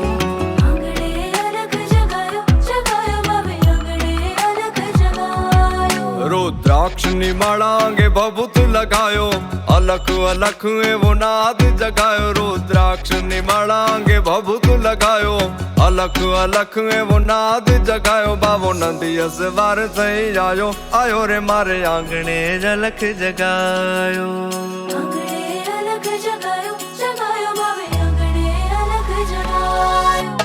जोगीड़ो जोगीड़ो जोने बालूड़ो जोगीड़ो आयो आंगणे झलक जगायो जगायो बाबे आंगणे झलक जगायो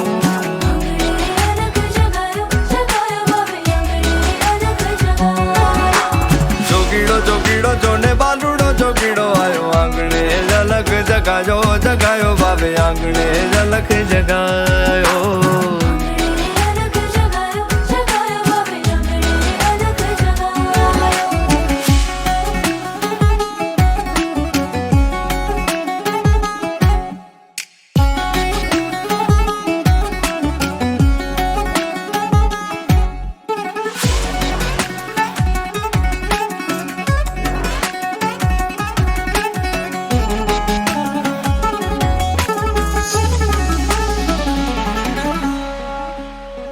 भूतनाथ लिए संग भूतों की टोली अलख निरंजन मुंह पर बोली भूतनाथ लिए संग भूतों की टोली अलख निरंजन मुंह पर बोली मारो जन्म ते सफल बनायो जगायो बावे आंगणे अलख जगायो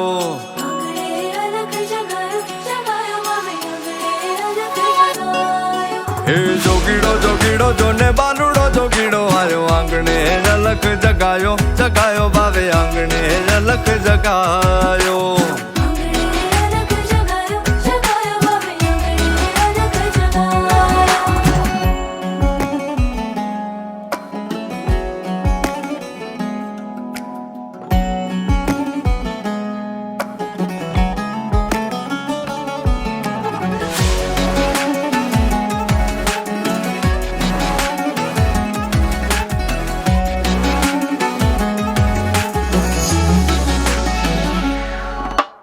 डम डम डम रुद्रशूल निजोड़ी नीलकंठ जहर तू पी गयो गोली डम डम डम डम रुद्रशूल निजोड़ी नीलकंठ जहर तू पी गयो गोली मारो बाबू गिरनारी गैर आयो आयो रे मारे आंगणे अलख जगायो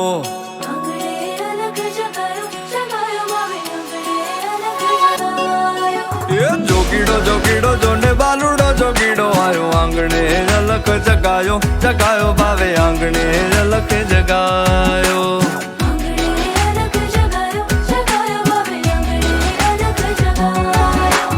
जोगीड़ो जोने बालूड़ो जोगीड़ो आयो आंगणे अलख जगायो जगायो बावे आंगणे अलख जगायो अलख निरंजन ગોળાલખ મધ્યે માનકેશ્વર મહાદેવના સાનિધ્યમાં ખૂબ જ સુંદર મજાનું પ્રાણ પ્રતિષ્ઠા મહોત્સવ ઉજવાઈ રહ્યું છે ત્યારે આ પ્રસંગે ઉપસ્થિત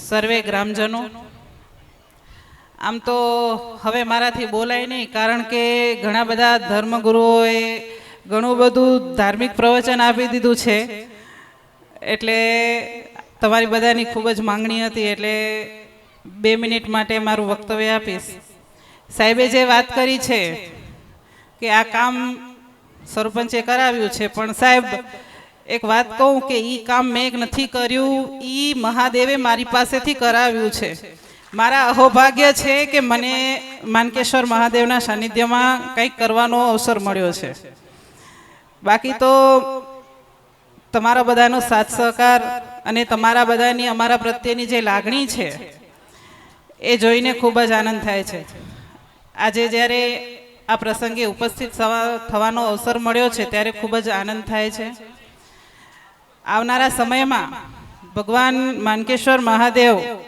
આપ સર્વને ખૂબ જ પ્રગતિ કરાવે અને આપનો સમાજ ખૂબ જ આગળ વધે એવી મહાદેવના ચરણોમાં પ્રાર્થના સાથે મારી વાણીને વિરમું છું બોલો માનકેશ્વર મહાદેવ કી બોલો માનકેશ્વર મહાદેવની આજરોજ ગોળાલખ માટે દિવાળી કહીએ તો કંઈ ઓછું નથી કારણ કે મને જ્યારથી ખ્યાલ છે એમ આપણા વડીલોનું વર્ષો જૂનું મહાદેવનું મંદિર નવું બને એવી ઘણા બધાની લાગણી હતી ઈચ્છાઓ હતી અને એમાં પણ અમારા સમાજના મોભી લધુભારતીજી પણ હાજરી છે એમને પણ ઘણી વખત મેં સાંભળ્યું છે કે એવું કીધું તો હું છું ત્યાં સુધી મહાદેવનું નવું ઘર નવું મંદિર બની જાય એવી મારી લાગણી છે અને આ કાર્યમાં જેટલા પણ મારા યુવાન મિત્રોએ સાથ સહકાર આપ્યો છે અને વડીલોની પણ ખાસ હાજરી છે તો એમના માર્ગદર્શન અને એમના કહ્યા પ્રમાણે જે આજ મંદિરનું ભવ્ય નિર્માણ થયું છે એટલે હું મારા મિત્રોને પણ ખાસ ધન્યવાદ આપું છું અને આવાના આવા કાર્યો કરતા રહે જેમ કે ગઈકાલે લગભગ બ્લડ ડોનેશનનું પણ આપણે આયોજન કરેલું હતું. મિત્રો, ઘણી વખત આપણે મોબાઈલમાં સોશિયલ મીડિયામાં જોતા હોઈએ કે છે જરૂર છે ઇમરજન્સી, આ બ્લડની આ ગ્રુપની જરૂર છે, આ હોસ્પિટલમાં જરૂર છે, આ પરિવારની જરૂર છે. આપણે એને જાણતા નથી, પણ આપણે મોબાઈલમાં જોવાથી કે કોઈક ન્યૂઝમાં જોવાથી આપણે ખ્યાલ આવે કોક પરિવાર કોક પરિસ્થિતિમાં અત્યારે વિકટ પરિસ્થિતિમાંથી ગુજરી રહ્યો છે.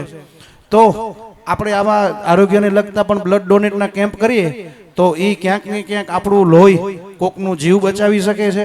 અને એ વખતે આવી જ્યારે પરિસ્થિતિ સર્જાય છે તો ડૉક્ટરોની ડિગ્રી કે એમની આવડત કે એમની હોશિયારી ક્યારે અમુક વખતે કામ લાગતી નથી. ત્યારે આપણે એક કોક દીકરો દીકરી અથવા કોઈક પરિવારનો વડીલ એમની વચ્ચેથી નીકળી જાય છે, ત્યારે ખરેખર આ એક સારી પહેલ છે યુવાનોની કે બ્લડ ડોનેશનનું કેમ્પ કર્યું છે. સાથે સાથે સાહેબ, ઘણી વખત તમારી સાથે મુલાકાત થઈ ત્યારે આપણી પર ચર્ચા એવી થઈ છે કે લગભગ 1-2 દીકરા દીકરી ગામના છે જે IAS લેવલનું અભ્યાસ કરી રહ્યા છે, ને કદાચ આપણે મહાદેવને પ્રાર્થના કરીએ કે ઈ લેવલે એ સંપૂર્ણ ડિગ્રી પ્રાપ્ત કરે અને આવનારા સમયમાં ગઢશીસા વિસ્તાર ફક્ત રબારી સમાજ નહીં પણ સંપૂર્ણ ગઢશીસા વિસ્તારને એમનું માર્ગદર્શનમાં અને એમના નેતૃત્વમાં કંઈક શીખવા મળે અને વિસ્તાર કંઈક પામી શકે એવી પણ મહાદેવને પ્રાર્થના કરીએ છીએ. એટલે આવતીકાલથી જે ઘોડાલાખ માટે નવું વર્ષ મહાદેવની જ્યારે સંપૂર્ણ પ્રતિષ્ઠા પ્રાણ પ્રતિષ્ઠા અહીંયા બપોરે લગભગ થઈ ચૂકી હશે ત્યારે એટલે ઘોડાલાખ માટે આવતીકાલથી નવું વર્ષ એક ચાલુ થઈ જવા રહ્યું છે. એટલે નવા વર્ષના જય મહાદેવ. અને મિત્રો, ખાસ આપણે જણાવવાનું કે મારો અગાઉ પણ એક અનુભવ થઈ ચૂક્યો હતો, બધા વડીલોને આપને ખ્યાલ હશે કે આપણે આજ મંદિરની સામે એક ભવ્ય યજ્ઞનું કાર્યક્રમ કર્યું હતું. ત્યારે પણ આવી જ વાતાવરણની પરિસ્થિતિ સર્જાયેલી હતી અને મહાદેવની દયાથી આપણા કોક વડીલોની કૃપાથી ધર્મગુરુઓની આશીર્વાદથી આપણે એ કાર્ય સદંતર વિઘ્ને પાર પાડ્યું હતું. ને અત્યારે પણ સંપૂર્ણ એ જ પરિસ્થિતિ સર્જાયેલી છે. બપોરે થોડી વાર 3:30 આસપાસ ગઢશીસા તેમજ દુજાપરમાં પણ વરસાદ હતો. જ્યારે આપણે દાદાને પ્રાર્થના કરીએ કે એમનું જ કાર્ય અને આપણા સૌની જે વર્ષો જૂની લાગણી છે, જે ધર્મ સાથે આપણે જોડાયેલા છીએ, આજે કાર્ય પૂરું થવા જઈ રહ્યું છે, તો દાદાને આપણે વિનંતી કરીએ કે એ જ પરિસ્થિતિ આજે વાતાવરણની સર્જાયેલી છે અને એમની કૃપા છે કે આપણે નિર્વિઘ્ન અત્યારે સાથે મળી અને દાદાની પ્રાણ પ્રતિષ્ઠાના મંત્રો શ્લોક સાંભળી શકીએ છીએ. અને આવતીકાલે ફરી પાછું દાદાના જ્યારે સંપૂર્ણ મંદિરનું નિર્માણ થઈ શકશે, પ્રાણ પ્રતિષ્ઠા સંપૂર્ણ થઈ શકશે, ત્યારબાદ આપણે અહીંયાથી દાદાને વિનવીએ છીએ કે ત્યાં સુધી અમારી જે આ કાર્ય છે નિર્વિઘ્ને સંપૂર્ણ ચાલુ રહે. અસ્તુ. જય હિન્દ, જય ભારત. ખૂબ ખૂબ ધન્યવાદ. અત્રે પધારેલા ઘોડાલખ ગામના સર્વે વડીલો, ભાઈઓ, બહેનો, ડાયસ પર બિરાજેલા મહેમાનો, બધાની અંદર બેઠેલા પરમપિતા પરમાત્માને મારા કોટી કોટી વંદન છે. હું નમસ્કાર કરું છું. મિત્રો, આમ તો ભગવદ્ ગીતા ઉપર કહેવાય કે પૃથ્વી કા કાગજ કરું, લેખ કરું, બન રાય, 7 સમંદર સાઈ કરું, ગીતા ગુણ લીખો ન જાય. ને કચ્છમાં આવું એટલે મને યાદ આવે, આજે કચ્છમાં પહેલી વાર આવ્યો છું, પહેલી વાર કચ્છ જોયું છે. પણ મિત્રો, મારો પ્રોગ્રામ ચાલે ત્યારે હું કચ્છને યાદ કરું. કેવી રીતે? મારો પ્રોગ્રામ ગમ્મત સાથે જ્ઞાન હોય છે. એટલે આજે કોઈ ગીતાની વાત નથી કરવી. એક વખત જીભ અને દાંતને ઝઘડો થયો. આ જીભ અને દાંત કે છે અમે 32 છીએ અને તું એકલી છું. સેજ આગી પાછી થઈ કાપી નાખીશું. દાંત 32, જીભ એકલી બિચારી. ત્યારે જીભે બહુ સરસ જવાબ આપ્યો. જીભ કે ભલે તમે 32 છો અને હું એકલી છું, પણ કોઈ 56 ની છાતી વાળો મિલિટરી મેન જતો હશે ને એક 1.5 મણની ગાઢ બોલીશ ને અને એક ડાબા હાથની લબોચાની પડશે ને 32 બહાર નીકળી જવું પડશે. આ મારી તાકાત છે. એટલે કોઈ કે કહ્યું કે શબ્દ સંભાલ કે બોલીએ, શબ્દ કો હાથ નહીં પાવ, એક શબ્દ है औषधि और एक शब्द है गाव. મિત્રો, કચ્છનો કાળો નાગ જેસલ રાજા કે જેને ઘોડિયામાં બાળક રડતું હોય ને તો એની મા એમ કે રડતો બંધ થઈ જા, નહીતર કચ્છનો કાળો નાગ જેસલ જાડેજો આવે છે. સાહેબ, કહેવાય છે ઇતિહાસના પાના સાક્ષી કે એ બાળક ઘોડિયામાં રડતું બંધ થઈ જાય અને એક સતી તોરલનો શબ્દનો ઘા વાગ્યો યાર. એ જેસલ જાડેજામાંથી જેસલપીર થયો, આજે અંજારવાયની સમાધિઓ પૂજાઈ. આ શબ્દની તાકાત છે. 31 વર્ષ શિક્ષક તરીકે રહ્યો સાહેબ. તમારો નેસડો છે મારી સ્કૂલ પાસે, અને રબારી સમાજના 3 ગરીબ છોકરાઓ મારે ઘેર મફત ટ્યુશન ભણો અને મોટા હોદ્દા પર બનો. આજે એક કોલેજનો પ્રોફેસર, એક પીએસઆઈ અને એક કોલેજનો પ્રિન્સિપાલ છે, રબારીનો છોકરો. સાહેબ ત્યારે મને અમને યાદ આવ્યું કે ચોખ્ખું દૂધ, પાણી વાળું નહીં, ચોખ્ખું દૂધ, માખણ અને ઘી ખાધું હોય એની બુદ્ધિ કેવી હોય યાર. એ પછી પીએસઆઈ બને, આઈએએસ બને. આ તાકાત છે એની અંદર. એટલે ઘણી વાતો કરી આગળ સંતો મહંતોએ, પણ મિત્રો ભૂખ લાગી હશે, 15 મિનિટ લઈશ, વધારે નથી બોલવું. કે જીવનની અંદર 3 બાબતો હું કહેતો આવ્યો છું 31 વર્ષથી 3 બાબતો. એક વ્યસન, બીજું વ્યભિચાર અને ચોરી. આ 3 વસ્તુ જો તમારા ઘરમાં, તમારા બાળકોમાં જો પ્રવેશ કર્યો ને તો ધનોત્પનોત નીકળી જશે. અને મનહરભાઈ એટલે બોલી શકે કે મનહરભાઈ 59 વર્ષની અંદર વ્યસન, વ્યભિચાર, ચોરીને પોતે પ્રવેશ નથી આપ્યો પોતાના જીવનની અંદર. એટલે હું બોલી શકું. વ્યસન અમારે તઈ તો યાર છે ને 10 રૂપિયાની પોટલી મારીને આવે. આખો દાડો મજૂરી કરી હોય 100 રૂપિયાની, અને 10 રૂપિયાની પોટલી મારીને આવે. અને 10 રૂપિયાની પોટલીમાં તો એવો ભારતનો વડાપ્રધાન નરેન્દ્ર મોદી બની જાય. 10 રૂપિયા ઠેકોનો ના હોય, આ પાર પેલી પાર કરતો કરતો ગટરમાં પડ્યો હોય, અને બેરે બેઠો થઈને ઘેર આવે ને એટલે શું કરે ખબર છે? પેલા ખૂણામાંથી હાથ ગોંઠારી લાકડી કાઢે, આપણે રાખીએ છીએ એવી લાકડી, અને ગમે તે બોનું કાઢીને સાહેબ પોતાની પત્નીને ઘરની લક્ષ્મી કહેવાય. અમે દ્રશ્યો જોયા છે. મારે અને નાના બાળકો એ પપ્પાના પગ પકડીને કે પપ્પા ના મારશો, ના મારી મમ્મીને ના મારશો. આ રડી પડાય આપણાથી. આ પરિસ્થિતિ, આ વ્યસનની તાકાત સાહેબ જુઓ તમે.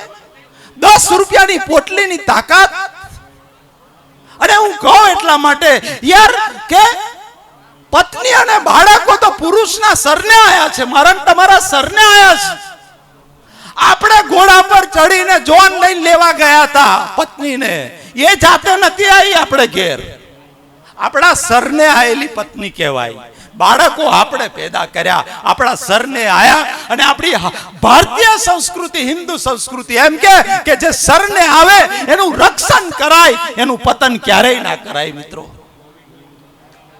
અને એટલે હું કહું બધાને કે સાહેબ પુરુષ તો જીવનની અંદર એક વખત મરે છે, પણ સ્ત્રીને જીવનમાં 3 વખત મોતની વેદના સહન કરવી પડે છે. 3 વખત. નંબર 1, જે ઘરની અંદર 22-25 વર્ષ સુધી જે દીકરી રમીને મોટી થઈ હોય, ઘરની ભીતો પકડીને ચાલતા શીખી હોય, પોતાના બાપે મોઢામાં કોળીઓ નાખી અને ખાતા શીખવાડી હોય, એ મા બાપનો ને ભાઈઓનો, આડોશી પાડોશી બેનપણીઓનો સાથ કાયમ માટે છોડી પારકાને પોતાના કરવા જ્યારે પરદેશની વાટ પકડે ત્યારે દીકરીને સાહેબ મોતની વેદના સહન કરવી પડે છે. હા, એ પોતાના હૃદય ઉપર પથ્થર રાખી અને એ પોતાના પિતાનું ઘર જે છે છોડે છે, ત્યારે શાસ્ત્રો એમ કે એને મોતની વેદના સહન કરવી પડે છે. આ પહેલી વખતનું મૃત્યુ એનું. બીજી વખત સાહેબ ઇતિહાસના પાના રામાયણમાં એમ કે જનક જેવો જ્ઞાની પુરુષ કે ભગવદ્ ગીતાની અંદર જેનું નામ લેવું પડ્યું, એ જનક રાજા પણ સીતાજીને વડાવતી વખતે નાના બાળકની જેમ રડી પડે. એ વિચાર કરો કે દીકરીને જ્યારે કાયમ માટે પારકાને પોતાના કરવા જવું પડે, કેટલી ભયંકર વેદના થતી હશે એને. મોતની વેદના સહન કરવી પડે. નંબર 2, સ્ત્રીને મોતની વેદના ક્યારે સહન કરવી પડે? એ સાસરે જાય સાહેબ, અને સાસરે ગયા પછી જ્યારે ગર્ભવતી બને અને એક નવા જીવને આ ધરતી પર પગ મુકાવડાવે, ભગવાનનું કામ કરે, એક નવા જીવને જન્મ આપે, તે વખતે એ મોતની વેદનાને સહન કરે છે મિત્રો, ભયંકર મોતની વેદના સહન કરે છે. આ સ્ત્રીનું બીજી વખત મૃત્યુ થાય છે. અને હું બધાને કહું છું કે જે માણસો વ્યસનો કરી અને પોતાની દીકરીઓ પર, પોતાની પત્ની ઉપર સાહેબ અત્યાચાર ગુજારે છે, સ્ત્રી માતૃત્વ ક્યારે આવે? તો પુરુષ એક સાહેબ 5 કિલોનો પથ્થર પોતાના પેટ પર બાંધીને 9 મહિના ભટકી જોવે ને તો એને ખબર પડે કે સ્ત્રીની જે વેદના છે એ વેદના કેટલી ભયંકર હોય છે. એને સ્ત્રીને મોતની વેદના સહન કરવી પડે છે. અને આવી વેદના સહન કરી હોય અને આપણે જ્યારે જે લક્ષ્મી આપણા ઘરમાં આવી હોય, જે સ્ત્રી આપણા સરને આવી હોય, એને સરનું આપવાના બદલે વ્યસનના એમાં છકી જઈ અને ઘરની અંદર કંકાસ, સ્ત્રીઓને માર જ્યારે આપીએ છે સાહેબ, બહુ ગામડામાં તો બહુ, અમારા બાજુ તો બહુ ખરાબ દશા છે. રોજ સાંજે 144 ની કલમ લાગુ પડે. અમારા ગામનું એક ફળિયું તો આખા ફળિયામાં બોલો વિધવા બહેનો છે. કારણ કે બધાની ટિકિટ 25-30 વર્ષે ફાટી ગયા. વ્યસન, જવાન જો દીકરીઓ વિધવા થાય અને એમને આખી જિંદગી પસાર કરવી પડે. અને ત્રીજી વખત સ્ત્રીનું મૃત્યુ જ્યારે ફાની દુનિયા છોડીને જાય છે ત્યારે એને આ મોતની વેદના સહન કરવી પડે છે.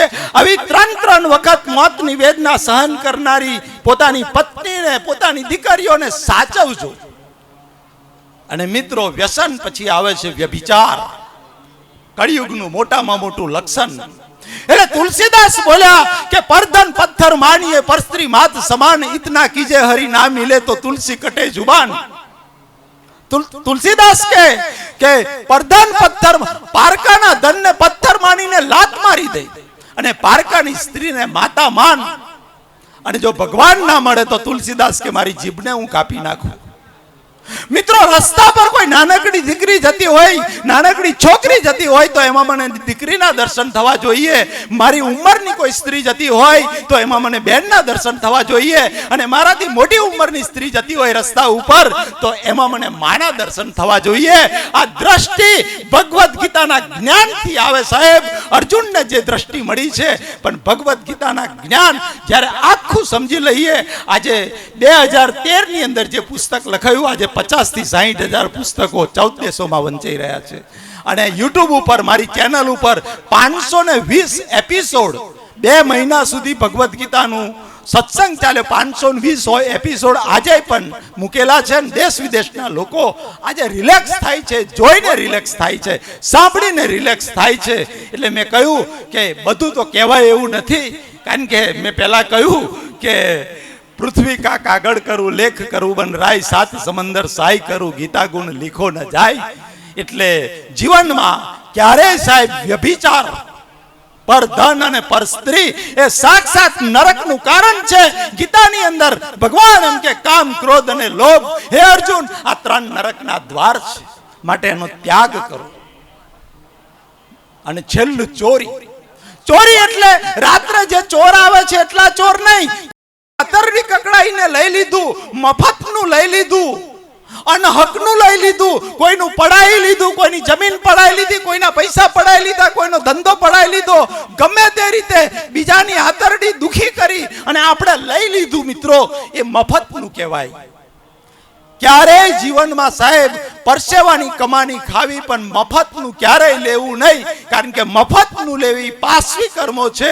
અને શાસ્ત્રના સિદ્ધાંત મુજબ પાશવી કર્મો કરનારો માણસ મૃત્યુ પછી 2 પગમાંથી 4 પગમાં જાય છે. અને પૂછડું કુદરત કે અમે તને બોનસમાં મફત આપીશું. મારા શબ્દો નથી, ભગવદ્ ગીતા વાંચીએ તો ખબર પડે કે હે અર્જુન, મૃત્યુ સમયે જે માણસ જેવા જેવા ભાવનું સ્મરણ કરતો જીવ છોડે છે, એવા જ ભાવને નિસંદેહ બીજા જન્મમાં પામે છે. એટલે મિત્રો, છેલ્લું હું કહું છું કે જીવનમાં પૈસો ના હોય યાર ખિસ્સાની અંદર તો મરચું ને રોટલો ખાઈને સૂઈ જજો, એક દિવસનો અપવાસ કરી દેજો.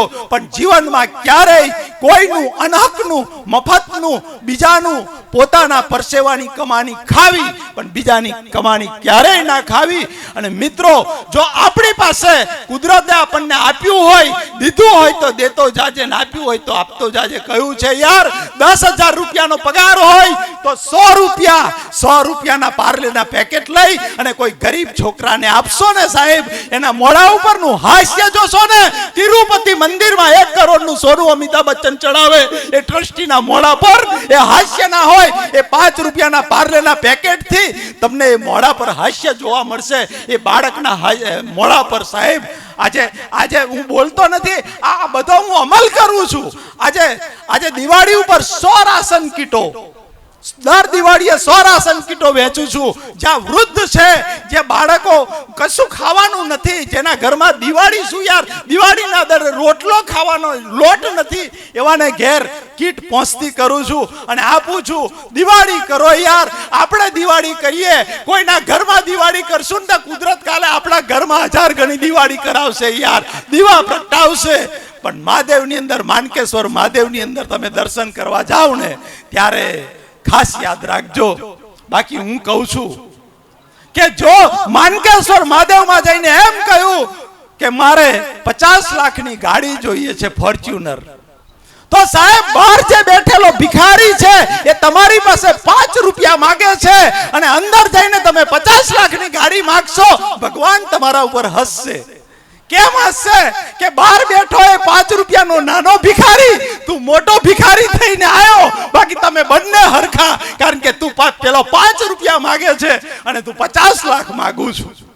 અને એટલે મિત્રો હું કહું છું, ઘણા લોકો જેને આપ્યું હોય કુદરતે, વધારાનું હોય, જરૂરિયાત કરતા વધારે હોય, તો આ શ્વાસ બંધ થઈ જાય ને એ પહેલા એને પુણ્યમાં કન્વર્ટ કરી દેજો. પરોપકાર પરમાર્થ માટે ફૂલ લઈને ફૂલની પાખડી વાપરી નાખજો તો એ જોડે આવશે. નહીતર કુદરત કહે છે કે તારી 2 આંખો બંધ થશે, તારા શ્વાસ બંધ થશે, ત્યારે બધું અમે જપ્ત કરી લઈશું. સાહેબ તમારી બેંકમાં 2000 કરોડ હશે ને, એ અંબાણી હશે, સલમાન ખાન હશે, શાહરુખ ખાન હશે, એ 2000 કરોડ કુદરત કે તારા શ્વાસ બંધ થયા ને અમારી જપ્તીમાં આવી જશે, જપ્ત કરી લઈશું. એટલે યાર જરૂરિયાત કરતા વધારે જો આપ્યું હોય કુદરતે, બાકી તો યાર બેંકમાં ઘણા તો એવા લોભિયા જોયા છે મેં, એફડીઓ રોજ હવાર ઉઠીને તિજોરીમાંથી એફડીઓ કાઢે. આ એફડી માર છોરાને પૈનાવા કોમ લાગશે, આ એફડી માર વહુને બંગડીઓ કરાવવા કોમ લાગશે, એમ કરીને રોજ એફડીઓ ગણે. રોજ અલ્યો ભાઈ આ એફડીઓ પાકતો પાકશે, તું પાકી જઈશ પેલો, તા શું કરે છે? એટલે લોભિયા આવા હોય યાર. ગીતામાં એટલે કૃષ્ણ બોલ્યા કે કામ, ક્રોધ અને લોભ એ 3 નરકના દ્વાર છે. ડાયા માણસે એ ત્રણેયનો ત્યાગ કરવો જોઈએ. કારણ કે લોભિયો માણસ હોય ને એ એક આમ ભગત હતો, ભગવાનને બૂમો પાડીને કે ભગવાન તું કે છે મને 1000 રૂપિયા આપ, રોજ ભક્તિ કરે, ભગવાન 1000 રૂપિયા આપ, 1000 માં એક ઓછો હોય કે એક વધારો હોય તોય મારે ના જોઈએ, એક્ઝેક્ટ 1000 રૂપિયા ભગવાન તું આપ, હું તારી આટલી ભક્તિ કરું છું. તારે હોમે એક લોભિયો શેઠ હતો ને, હોંભરતો હતો. લોભિયો શેઠ હોમે રે તો રોજ જોવે લાઈ ભગતનું પારખું કરું. એટલે ભૂડા મરી જઈશ, પારખું ના કરેશ, ભગતને કુબુદ્ધિ સૂજી. એટલે પેલા શેઠને, એટલે શેઠે વિચાર કર્યો કે આવી રોજ બૂમો પાડે છે કે 1000 આપ, એક ઓછો હશે એક વધારે હશે તો હું પોટલી વારીને પાછી નોખી દઈશ શેરીની અંદર. એટલે પેલે શું કર્યું, પેલા શેઠે 1000 રૂપિયા એક કોથળીમાં નાખ્યા, થેલીમાં 1000 રૂપિયા, એમાંથી 5ની નોટ કાઢી લીધી. એટલે રહ્યા 995. એટલે 995 રહ્યા. એટલે શેઠ કોથળી લઈને આવ્યો પેલા ભગતના બારને, અને ત્યાં જઈને ભગતે શેઠે વિચાર્યું કે ઓય બૂમો પાડે ને એટલે હું કોથળી એને ખોડામાં નાખું, ગણશે 995 થશે, હાચો ભગત હશે તો પોટલી વારી શેરીમાં નાખી દેશે, હું લઈને ઘરમાં લઈને પહેરી જઈશ. એટલે 995 પેલા ભગતે બૂમો પાડી કે ભગવાન 1000 આપ, 1000 થી એક વધારે હોય તો પાછો ફેંકી દઉં, અને 1000 માં એક ઓછો હોય મારે ના જોઈએ, મારે તો 1000 જ જોઈએ. એટલે 995 ની કોથળી ફેંકી ખોળામાં પડી અને ભગત ખુશ થઈ ગયો, વાહ ભગવાન 20 વર્ષથી પ્રાર્થના કરતો હતો. આજે પ્રાર્થના ફળી અને છેલ્લે ભગવાન તે મારી પ્રાર્થના સાંભળી અને 1000 રૂપિયા મોકલ્યા. ભગત તો ખુશ થઈ ગયો અને ભગત તો પેલી કોથળી લઈ અને પૈસા ગણવા બેઠો. પૈસા ગણતો જાય, પેલો શેઠ છે ને બાઈને ઓઠે રહીને જોવે ઓમ, એને કે આવડે 995 થશે અને કોથળી વારીને બાર શેરીમાં નાખે એટલે હું લઈને પાછો જતો રહીશ. લોભિયો શેઠ હતો, એકેય રૂપિયો છો. અલા ઘણા તેવા લોભિયા હોય, કટિંગ ચા પીવી હોય એના ખિસ્સામાંથી 5 રૂપિયાની તો પરસેવો વળી જાય. આ દશા આવા લોભિયા હોય છે. પોતાની જાત માટે નથી ખર્ચતા, પોતાના માટે ના ખર્ચે. પેલા ભગતે પૈસા ગણ્યા, પૈસા ગણતા જોયું તો 995 થયા. એટલે એને બૂમ પાડી કે વાહ ભગવાન વાહ, તું પણ ખરો વાણીઓ નીકળ્યો, કે ખરો બુદ્ધિશાળી હિસાબ વાળો નીકળ્યો. આપણો સોદો થયો તો 1000 નો, પણ તે 995 મોકલ્યા. પણ આ 995 જે થેલીમાં મોકલ્યા એ થેલીના 5 રૂપિયા કાપીને મોકલ્યા. તે પૂરો 1000 હિસાબ બેહી ગયો, પૈસા લઈને મેલ દીધા. એટલે આવી વાત છે મિત્રો કે ગીતાની અંદર તો ઘણું કહ્યું છે. 520 એપિસોડ છે, જોજો મજા આવશે.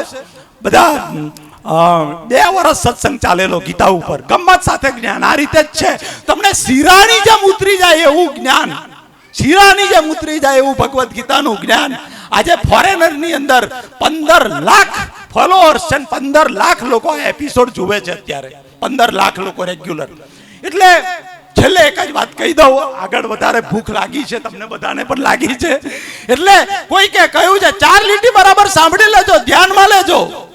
सोच कर सोचिए साथ क्या जाएगा, अरे सोच कर सोचिए साथ क्या जाएगा, देखते देखते ही मर जाओगे, सब कुछ यही रह जाएगा.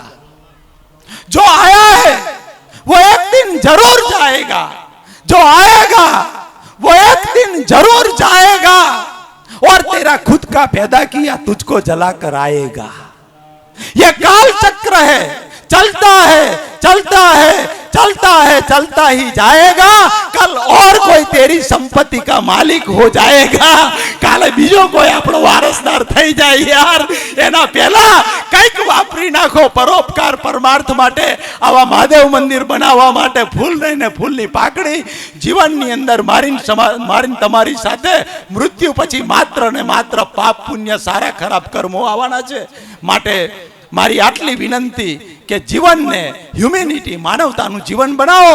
હે માનવ, તું માનવી બનું તો ઘણું. બસ આટલું કહી અને મારી વાણીને વિરામ આપું છું.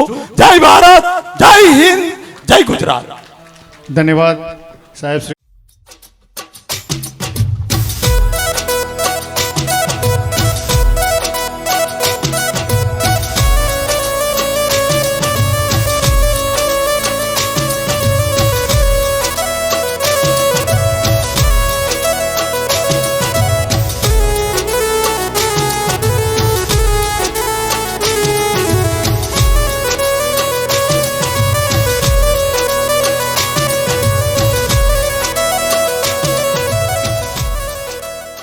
માનકેશ્વર મહાદેવની જય.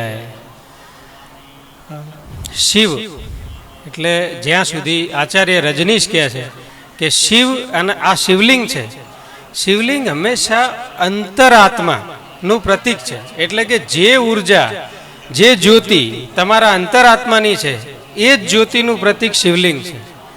શિવ મંદિર એ માત્ર પૂજા માટે નહીં, પણ શિવ મંદિર એ તમારું ધ્યાન, ચેતના અને તમારા યોગ. શિવ એટલે આદિયોગી. શિવ એ તમે પોતાના અંતરાત્માને ઓળખી અને શિવત્વ એક ઉપલબ્ધિ છે કે એને તમે પ્રાપ્ત કરો. આ વાત થઈ મંદિરની. આજે આ મંદિરના જીર્ણોદ્ધારમાં મહાદેવ તમામને ખૂબ સમૃદ્ધિ આપે, ખૂબ સુખ આપે, શિક્ષણ આપે. શિક્ષણ ધર્મનું હોય કે શિક્ષણ જે આપણી ફોર્મલ પદ્ધતિ છે એનું હોય, પણ શિક્ષણ જરૂરી છે. શિક્ષણ પદ્ધતિ એ ભણતરનો એક ભાગ છે. અને કચ્છમાં એક મને 10 મહિનાથી હું કચ્છ આવ્યો છું, પણ કચ્છમાં મને એક વસ્તુ થોડુંક શિક્ષણ બાબતે એવું લાગ્યું કે હજી ઘણું બધું રબારી સમાજને જરૂર છે. અહીંયા રબારી અધિકારીઓ ખૂબ છે, પણ મોટા ભાગના કાં તો બનાસકાંઠાથી આવે છે, ઉત્તર ગુજરાતથી અથવા સૌરાષ્ટ્રથી આવે છે, પણ મૂળ અહીંના નથી. એક જાણવા જેવી વસ્તુ જે હું કહું શિક્ષણમાં આપને, તો કચ્છના જે અધિકારી હોય એમને કચ્છમાં જ રાખવામાં આવે છે, અને આવું ભારતમાં આ એક જ જગ્યાએ બને છે. બાકી બધી જ જગ્યાએ તમને દૂર દૂર પોસ્ટિંગ આપવામાં આવે છે. જેમ કે અમે 400 કિલોમીટર દૂર છીએ, તો આપના બાળકને ભણાવો, ખાસ કરીને આપની દીકરીઓને ભણાવો. ભણતર એટલે માત્ર ફોર્મલ શિક્ષણ પદ્ધતિ નહીં, પરંતુ સમાજ શું છે, સમાજ કઈ પદ્ધતિથી ચાલે છે, તમારું કુટુંબ શું છે, કુટુંબમાં કેવી રીતે કૌટુંબિક જીવન જીવવું, કેવી રીતે સામાજિક જીવન જીવવું, અને જેમ ધર્મનું શિક્ષણ છે એમ તમારું કર્મ શું છે, તમારે તમારો રોલ શું છે, દીકરા છો તો દીકરા તરીકે શું છે, દીકરી તરીકે શું છે.